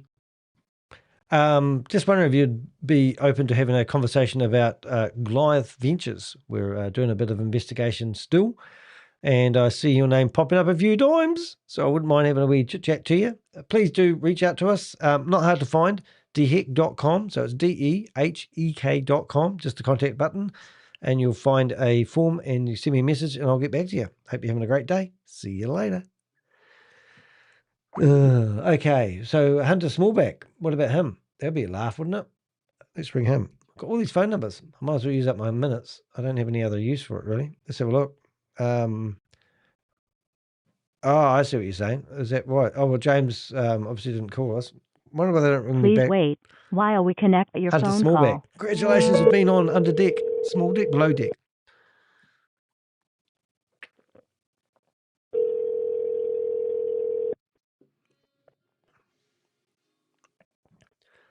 What if I speak to his mum?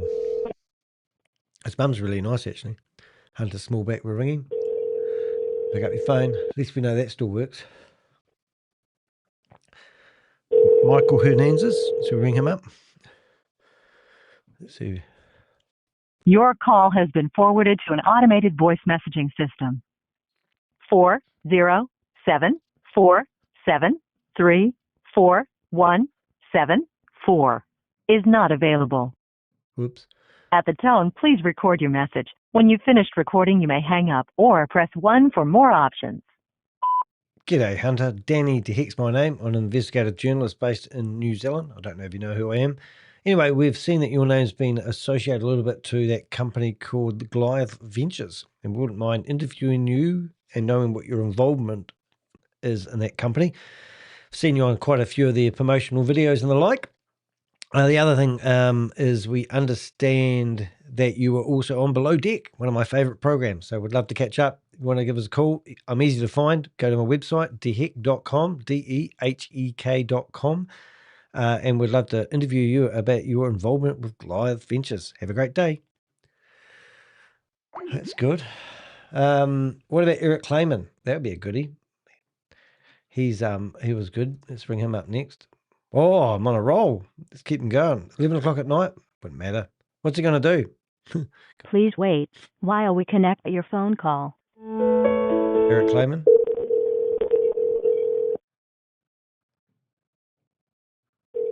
What about Mr. Shankman? That would be a good name one as well, wouldn't it? So we're ringing Eric, outside legal counsel and contracts. At the very least, we wake them up.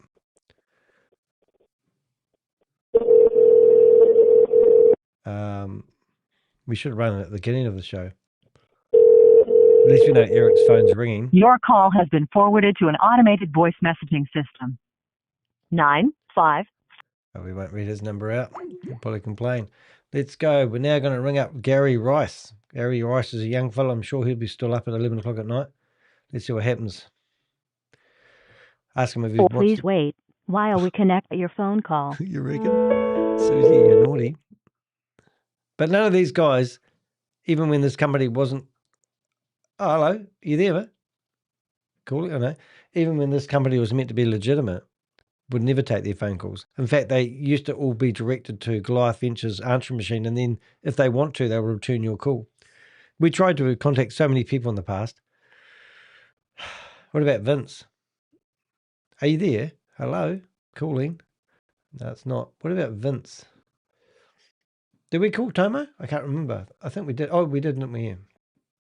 Steve Davis? Oh, come on, Stevie. He'll be still watching our video. Sorry, no one is available to take your call. Please try again later. Okay, thanks for that. The contact is not available. Alrighty, let's go for this one. Steve Davis, he's always good for a bit. Hey, Steve. Ask him how he's getting on with his Please wait McLaren. while we connect your phone call. Director of Administrations. Hi, if you record your name and reason for calling, I'll see if this person is available. Tomo. Director of Partner Services.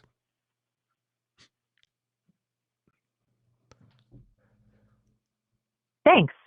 Please stay on the line. There we go. I had to make that up. I don't think you talked to me if you knew who I was.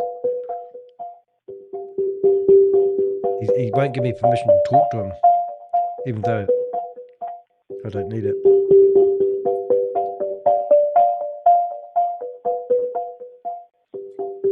Susie, are you trying to get me in trouble? I'm sorry, this person is not available. If you would like to leave an additional message, please reply after the tone. Oh. G'day, Steve. How you doing, mate? Hey, it's your mate, Danny D. Heck. You know, I'm just ringing up to gloat, really. You know, like I'm just ringing up to see if you've been listening to the news, reading the court documents. Boy, and we're still going after the co-conspirators, and we're live at the moment. So I know you haven't given me permission to leave a message on the answer machine, but I don't need one. Hope you watched today's video, mate. How's the book publishing going? Going all right, is it? How's your wee court case going? Oh, you're an animal, aren't you? Hey, no, give it up. Anyway, give us a ring back, Steve Davis. You were so willing to talk to us at one stage. It seems like you've got your McLaren heading down the motorway as fast as it can go in the opposite direction to Goliath Ventures. Love to know more about what you've been up to lately. Are you still living on Orange Avenue, or have you moved your family away, have you? Are you on the way to Germany? Got your passport already, I hear? Where are you living these days, mate? Where do you want to spend the next 50 years of your life? Are you going to share some the same accommodation as Christopher? Oh, that's not very nice. You know that sound. Anyway, catch you next time. All right, Punit Shaw. Give him a wee ring, eh? Hope it's not too late for him. We got Punit Shaw. Where's his name? Oh, I'll click a button. Might be a late real estate deal. He'll take my phone number. Uh-oh. It's coming up with an error. Obviously, Stephen Davis isn't very happy. I don't think it's going to work now.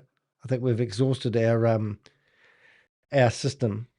Yeah, cool. Is full busy later. Reason too busy system. Yeah, I don't think it likes me anymore. That's what they did last time. I had to ring up and beg them to give me my phone numbers back. That's why I'm using a throwaway phone number. That's my burner phone, my digital burner phone. Well, that entertainment's over, ladies and gentlemen. We've got some fun stuff tomorrow. If we were to look at the length of tomorrow's video, it's going to be part 4. Part 4 is 1 hour long. All right. So now we're going to go to not CoffeeZilla, my mate. We're going to go to history and see if I can figure out where the videos are. Where is, oh, there we go. Channel 9 News. That's how I get there. And there's Christopher's car. $300,000 spent on that car to make it look like a transformer. What the heck? All right, so now we're going to go to Channel 9 News. We're going to see what else they have been reporting. And there it is. So that is day 1.4. So this video here, tomorrow. Oh, interesting. It's got more stuff on it. So my video version is 1 hour and a few minutes. They've got an extra minute and a half on it. So let's just have a quick listen. WFTV Channel 9 anchor and investigative Still reporter waiting Darlene Jones, based here in Orlando, Florida. Many of you have followed my extensive reporting. Blah, blah, blah, blah, blah, blah, blah, blah, blah, blah. And that was where we left off yesterday. We would do a big tranche, you know, 5 million to crypto or whatever it might be. But she would have to go to the bank to sit with the banker, to sit on the phone. They can call corporate. Corporate clears the wire. Then she'd sit there and be like, okay, I left the account. You know, then call me and check, did it hit our crypto accounts today? That kind of thing. It was a very long process because, you know, bankers don't work. They're not on haste. So the crypto accounts that the money was going to, that was an actual investment account. That was what, I'm sorry? The crypto accounts that it was going to, that was an actual investment account. There are institutional accounts with Coinbase. Are you kidding me? That is dumb shit. Anyway, so that was tomorrow. This is tomorrow's video. We're going to have some admissions. We get them shown her around the house. We get to see the Louis Vuitton table. Associating luxury into our... He was justifying buying Louis Vuitton tables, one of 2 in the world. The funny part is that where they go for a wee walkies here. Now, I'm curious to see whether they cut the part off where he goes upstairs and says, "Don't film this," which is about here. Is it here? No. There? Yeah, there. I want to see if they cut this out, but they obviously haven't. So this is interesting. Listen to this, guys. Oh, so there are multiple ways. Multiple ways to get into the master bedroom, yeah. just don't know if I want this filmed. I don't know if I want this filmed. Oop, hide the camera. Well, you decide. It's just some of the bags and stuff are either restitution, not restitution. I just don't want the DOJ to see it and be like, he didn't. But I want to see it. So anyone else that has their bags stored in Chris's house, not a good time at the moment. So if you are Tay or Ty, whatever his girlfriend's name is, and you've got your bags in there, that they are the property. They're not the property of Christopher, so he didn't want to tell the DOJ. Oh, that's just so cool, Chris. This is classy. But listen to these comments. Yeah. He didn't turn over that bag. Oh my. Oh my, how big is it? Right, now this is where I finish. Yeah, I can see. Conveniently broke up. A lot of stuff is gifts. Yeah, so I've been in that cul-de-sac, and I was going to go knock on his door. That's what I do. So that's him just going outside taking photos, and then at the end we come back. Video on your cameras from when the IRS came? I'd have to go back and look, but yeah. No, he didn't have any of that. Then we go through. So I don't know why there's an extra minute here. Maybe there's something at the end I missed. Yeah. You know, there is another massive case where the person did flee to Dubai. Mm-hmm. Tens of hundreds of millions of dollars, and the AUSA said they're in Dubai. We've had investor complaints. We've had calls. They're not going to pursue it. Yeah, so let's address that. We'll call it quits here for today because we're still here. But Susie's actually, when you are filing your proof of claim. So if you went to, I'm just see if we can, proof of claim. I'm just going to bring that up. If you haven't done a proof of claim, if you're a net winner, what do? Because net winners probably think they're going to get away with this. Now, you know that they've got the whole database of everyone that's ever invested with Christopher Delgado. If you have profited from being associated with Goliath Ventures, that money is also going to be,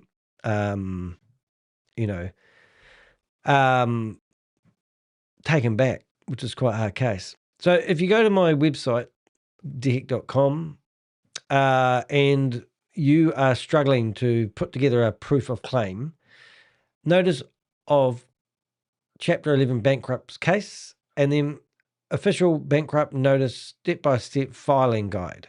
So we've got a website all about it, and we've got a button here called the proof of claim. So good idea to do that. So in the proof of claim, when you submit your documents, don't have to tell people your name and all your personal details because it can go into the public arena. Penalty for filing claim, file of up to $500,000 or imprisonment. So if you you don't have a claim, don't do it. So let's go proof of claim, right? And this is a restricted government website, official court documents, file proof of claim. And before you know it, you're into the section here where you would post your proof of claim. Now, ironically, if you didn't have the case number, so if we weren't here, we were here, I think the case number is actually here somewhere. So you go to our files, right? And then there should be a case number at the very top, which I just highlighted, which you might not be able to see. And now we go to the proof of claim, which should be here. You put the proof of claim numbers and you go find this case, right? And the name of creditor, well, if you're clever, don't do that. Then click next. And what do you know? Here is all the people that have filed a proof of claim. If you want to keep yourself anonymous, then you'll need to hire a lawyer. And they can submit the claim under the lawyer's name rather than your own individual name. But that's kind of, in my opinion, a bit sloppy, that everybody that has been associated with Goliath Ventures names are actually here. Because I think why they do this, so look at this. So here's 21 Ventures, LLC, Jonathan Shaw Estate. And that's the government, that's the lawyer. And this was one of the first cases. So Jonathan, if I'm right, this is Nick Petrillo's lawyer, wasn't it? And he's claiming that Nick Petrillo's a victim and they want to claim their $40 million. Is that what we're hearing? But yeah, I don't want to, basically I've displayed these, but Tyler Peters. Now, Tyler Peters, I mean, this is what really, this is what you can see in a proof of claim. I think you can actually go in here and see the documents that they've submitted. All right. So telephone number, basically I could add to his claim. I think that's what we're doing there. So I'm going to actually, you won't believe this, but Tyler rang us up and basically told us, when should I pull my money out? And I said, are you batshit crazy?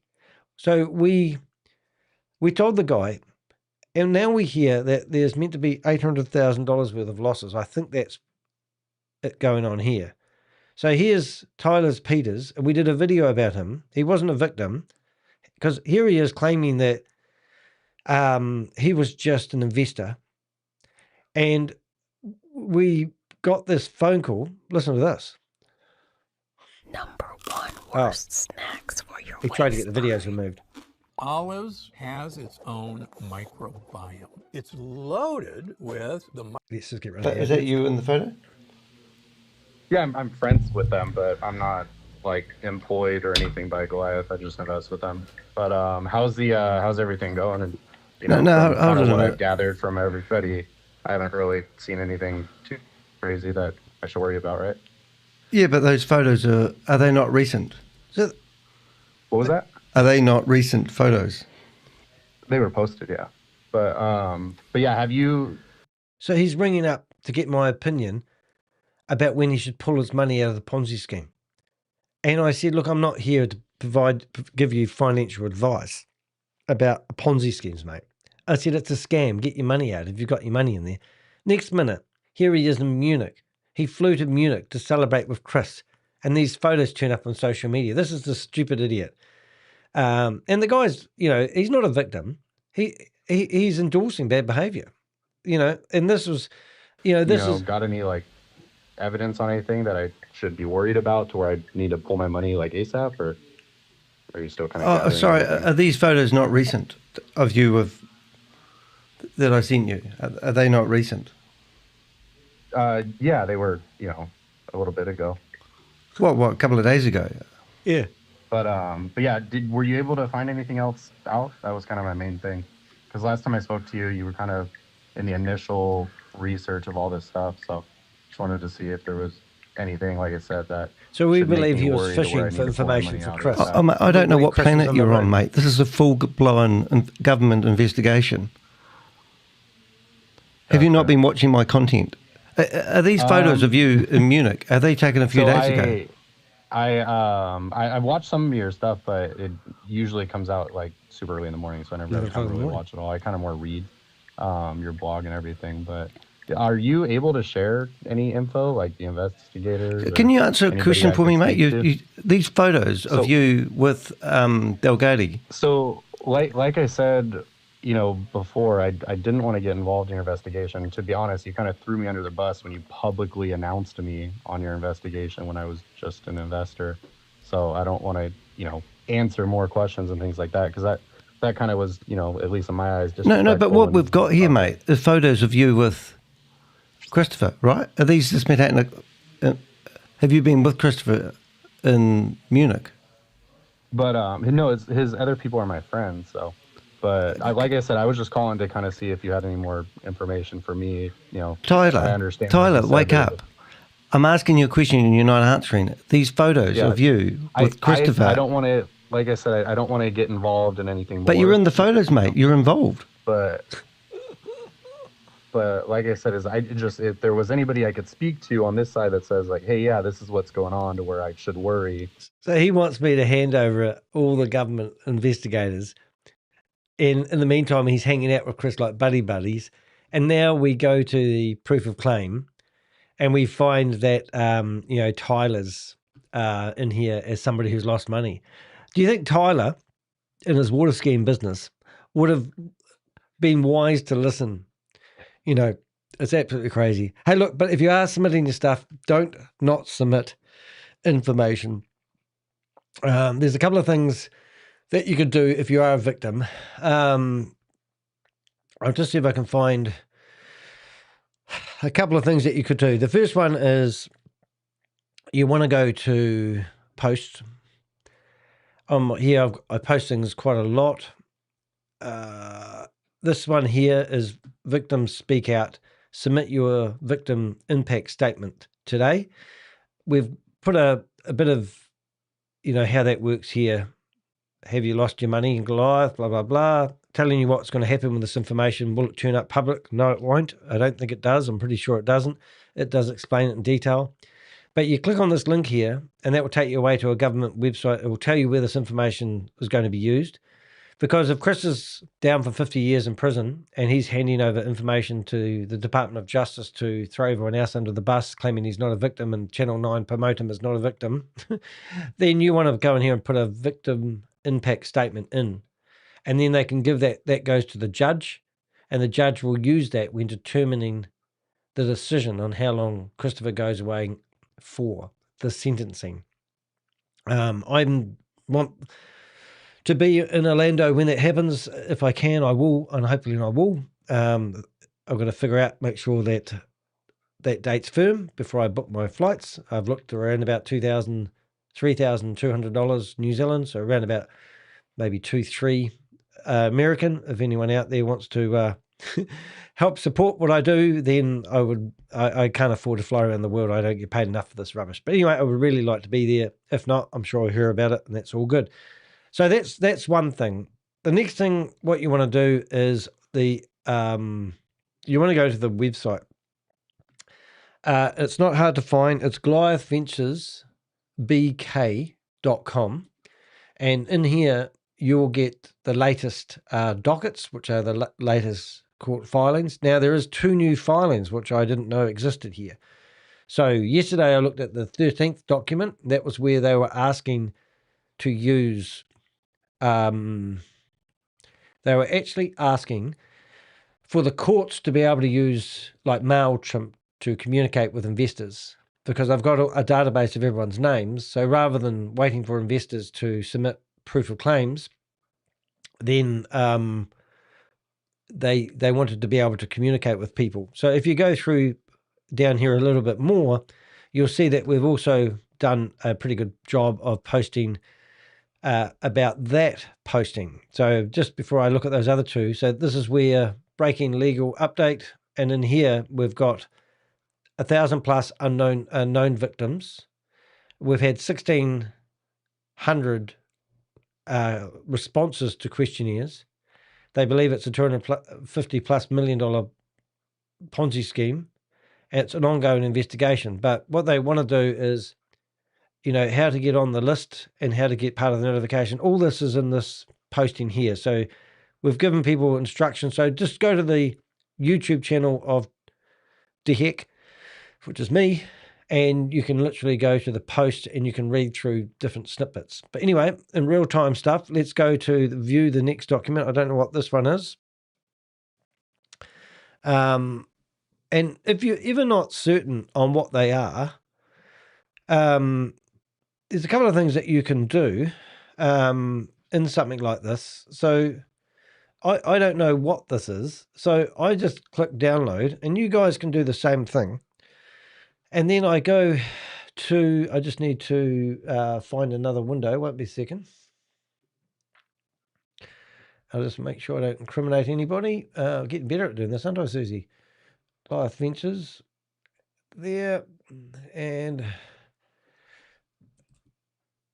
could you please summarize this document or this filing and tell me what it means in layman's terms? So you can use ChatGPT, and you can basically download these documents.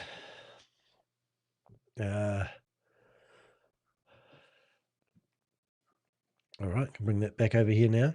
So I've just literally uploaded that document to ChatGPT as a PDF. and I can just chuck it in there and ask for a summary of what that document says. And I've even got a nice voice. Let's see what it says. Absolutely.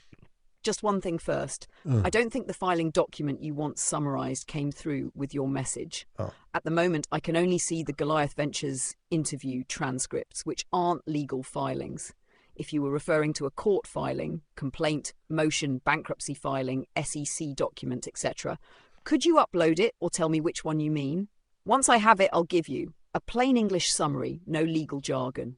What the document is trying to achieve, who wins or loses if it's granted, why it matters to investors and victims, any important deadlines or next steps, any claims that are allegations rather than proven facts. So let's have a listen. Short WhatsApp-sized summary you can share with your community. If you meant one of the Goliath Ventures transcripts instead, let me know which part. Here we go. Let's see what it says. So this this filing is is just filed actually a couple quite of days ago. significant. In plain English, the bankruptcy estate is now demanding records from a third-party lender called Change Lending LLC. They want to know exactly how Christopher Delgado obtained a $1.32 million mortgage on one of his properties, what financial information was provided to get that loan, and whether there were any warning signs that should have been detected in Asian.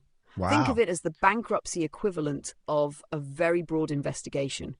Unlike normal lawsuits, a Rule 2004 examination gives the bankruptcy trustee or debtor in possession wide powers to follow the money.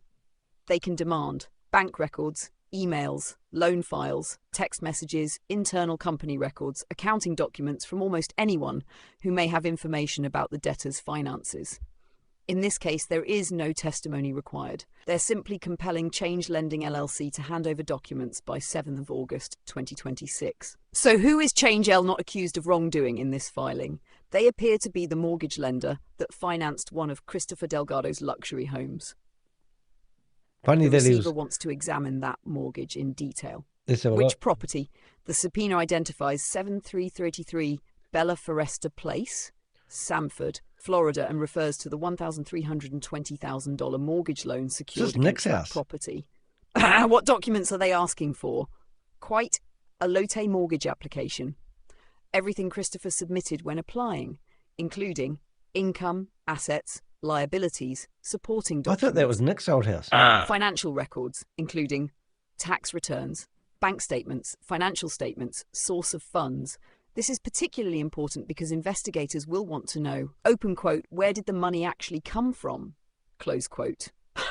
Underwriting records. This includes credit reports, employment verification, asset verification, internal credit analysis. Essentially, open quote, why did the lender approve this loan? Close quote. Property valuation. They also want appraisals, valuations to determine whether the property was accurately valued. Communications.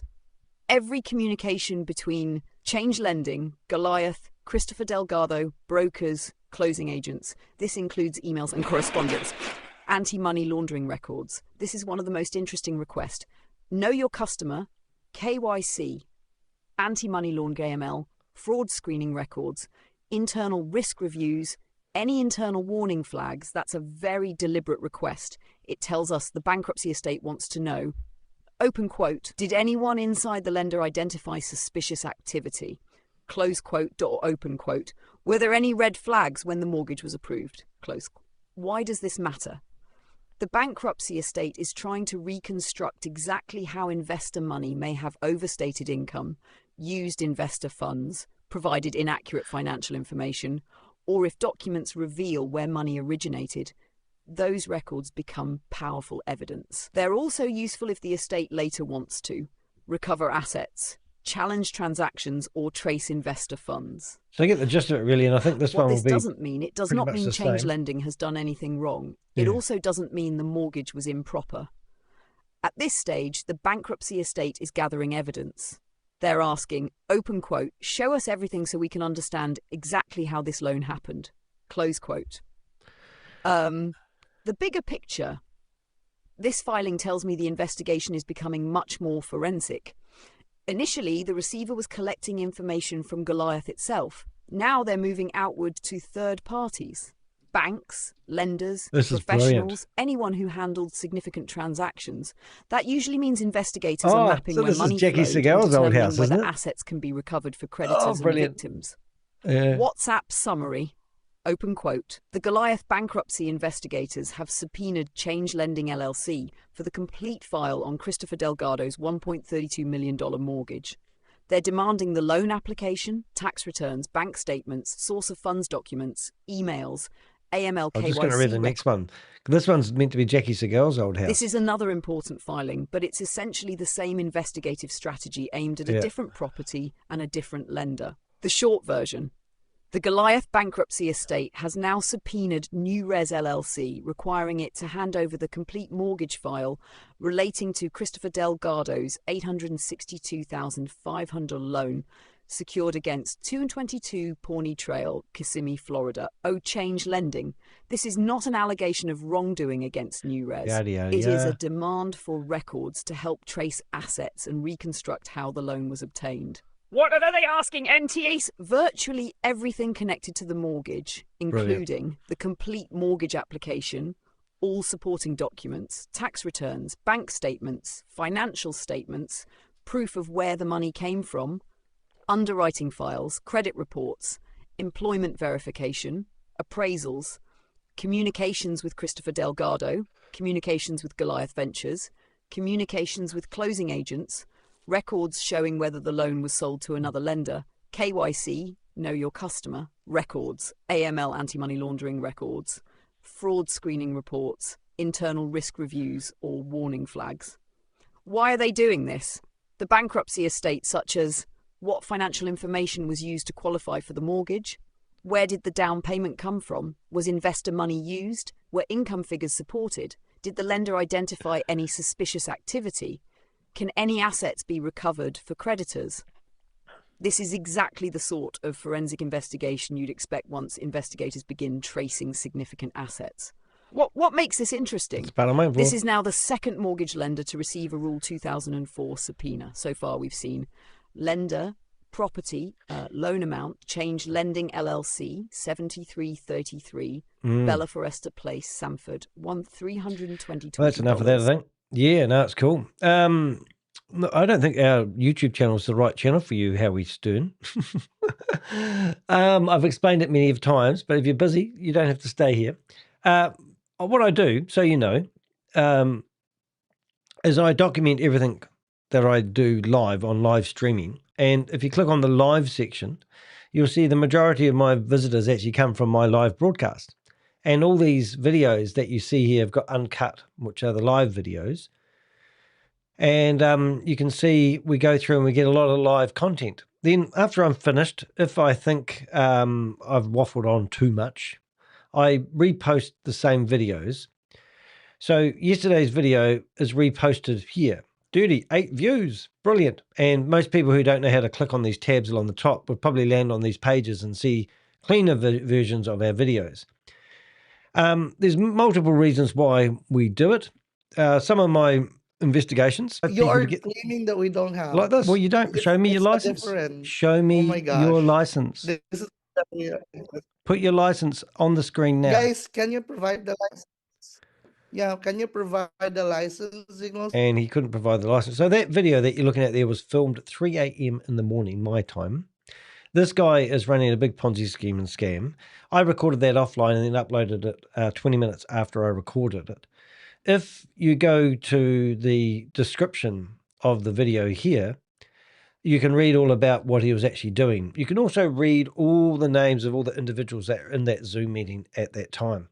If you click on the read the full investigation, you'll see it takes you off to my website. This is the individual that went into the police station in the Philippines to smooze with the police officer. So I use that photo, and there's me doing the interview, pointing my finger at him. Down the bottom here, we've got the 2 videos I recorded. One was live and the other one was recorded offline. We've even produced music, which is brilliant.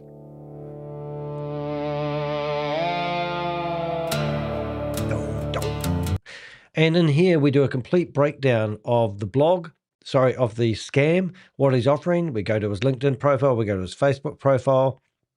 We show the guy who he is. We research him, we go historically, we just basically do a deep dive all about him. We even, in the video, we were trying to get the guy's PDF so that I could do an investigation. So the PDF that you see here is nowhere on the internet, right? Except here, because he wouldn't give us the PDF because they don't want this publicized. So I took screenshots of every slide while I was recording and reconstructed a 27-page PDF presentation showing that he's running a Ponzi scheme and scam. Then I give this information to my mate from Oz from behind MLM, and there's proof that he's running a multi-level marketing, blah, blah, blah. In the meantime, I have built a pretty good blog. Here he is trying to prove that he's got backing by the police officer. And we interview the guy the whole 9 yards. So why do we do that? Okay, I'm not doing CoffeeZilla videos. CoffeeZilla is brilliant. He's really good, and he does about 9 videos a year on his YouTube channel. I do about 9 videos a week at least, and I'm basically documenting what we're doing, and I'm putting it into blogs. I build my research by, we have a database, boom, and the database has photos of everything that we gather. So in Chris's case, we go to Christopher Delgado. In here, we have a summary, all the houses that Christopher has purchased along the way. We already knew that he's got mortgages on those properties. We've got evidence all day long. So we've just looked at the screenshots. Well, you maybe not, but you looked at the screenshots. These are screenshots, people receiving awards. I have been inside that building where he is there. That's his downtown offices. I've literally been in there and I've looked at the blueprints. This is Hunter.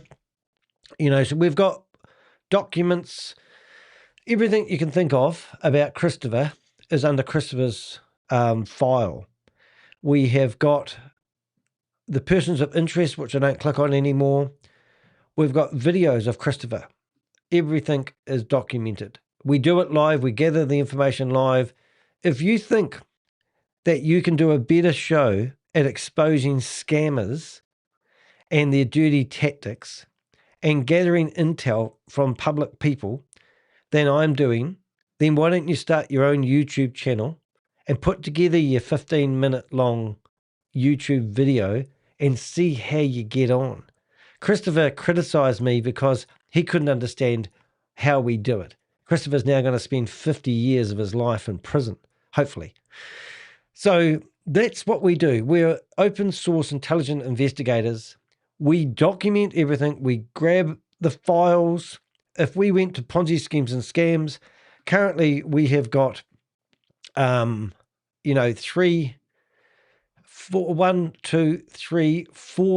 investigations on 5 companies that Christopher is associated with. If I go to Goliath Ventures, in here, we go through. We can click on a link now and go off to their webpage, archived on the internet, find out what their original offering was.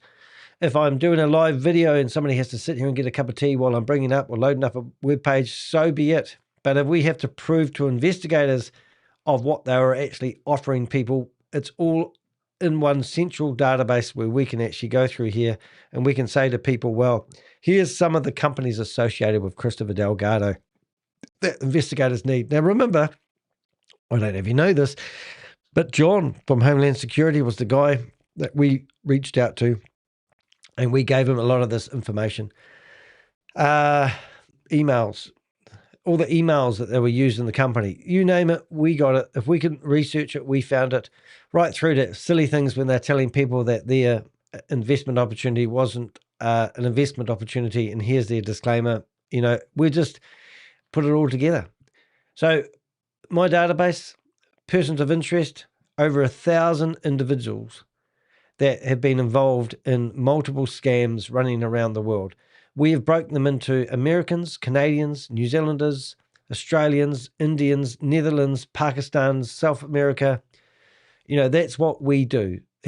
and all these individuals, when we research people, let's just pick a random, let's pick the one I've just done now. So this guy running a scam, we've got screenshots of him doing stuff. These are screenshots I took of him when he was in the Zoom meeting, so I needed to make a thumbnail, so I thought I'd grab as many as I could. Then we put it into order, and we go back to here. We go to his LinkedIn profile. We gather information because he claims he's been doing this for years. What else have we got? Videos, but normally we go recordings, the whole 9 yards. We even have lawsuits.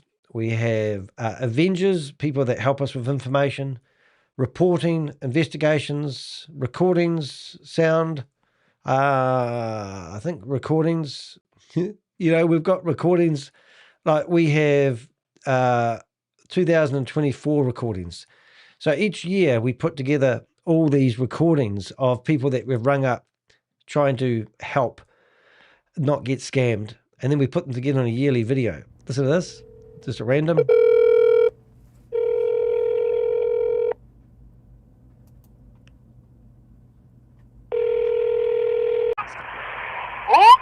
Co-op B?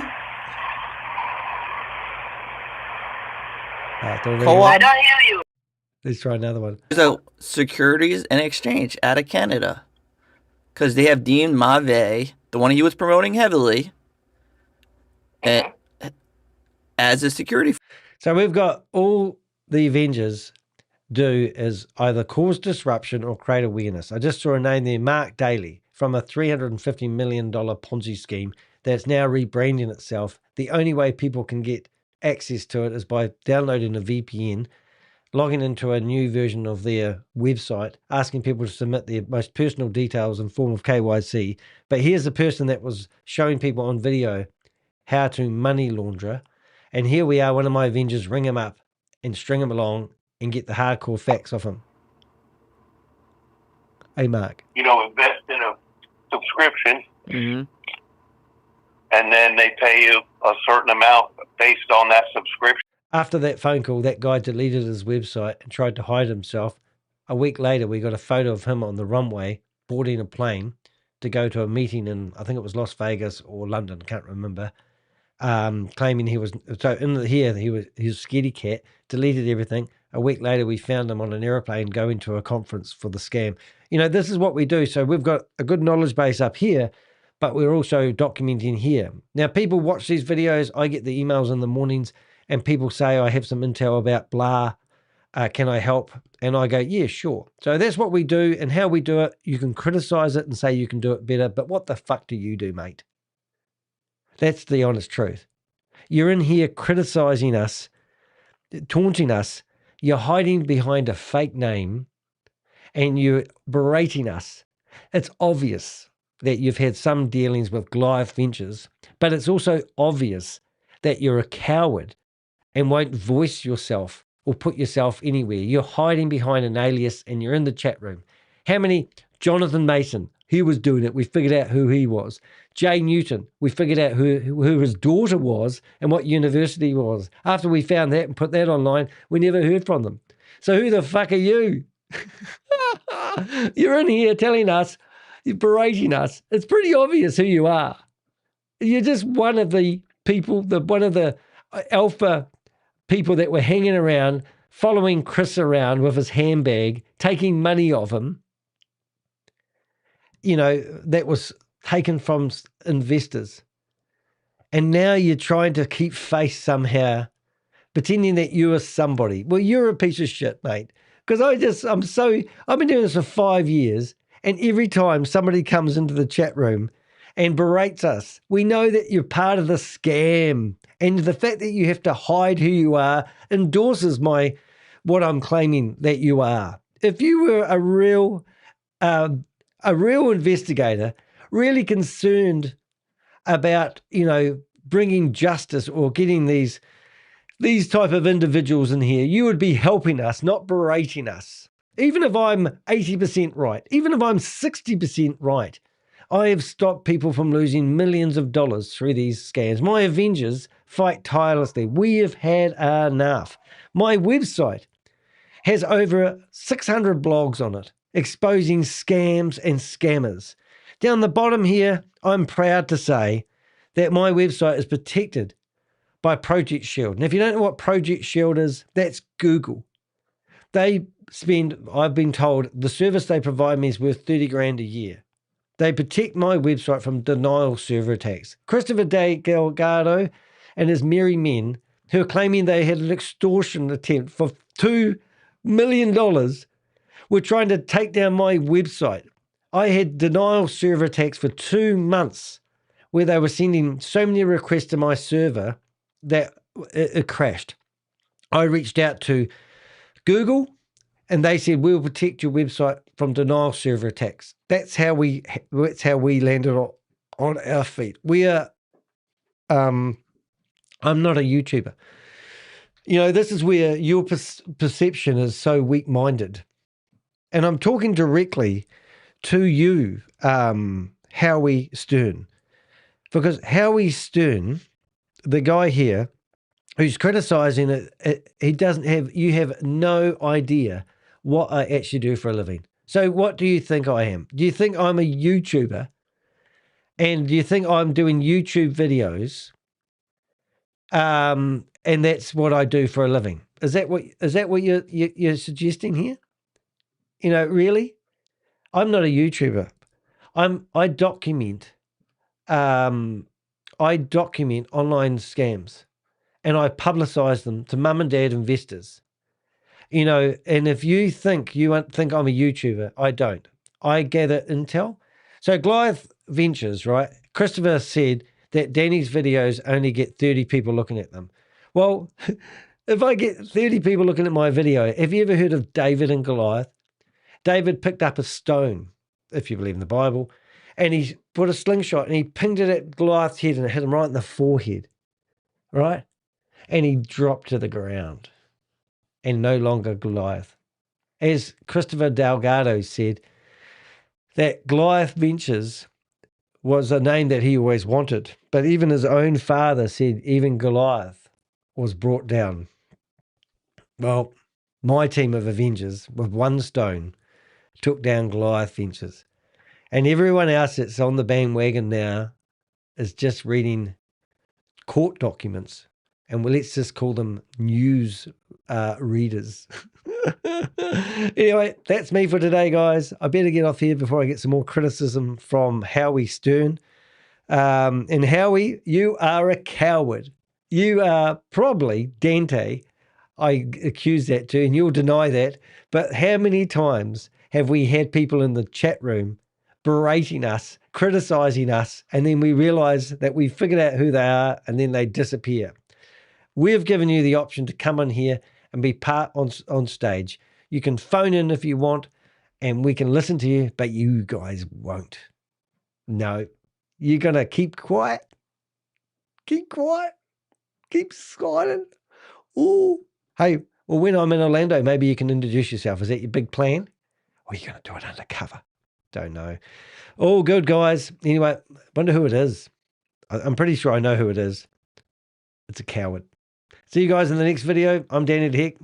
Go the Avengers. Have a good night. Get some sleep. I went to sleep last night. What did I go to sleep at last night? I can't remember. 3:30. Anyway, I'm going to finish now. It's 4 o'clock in the afternoon.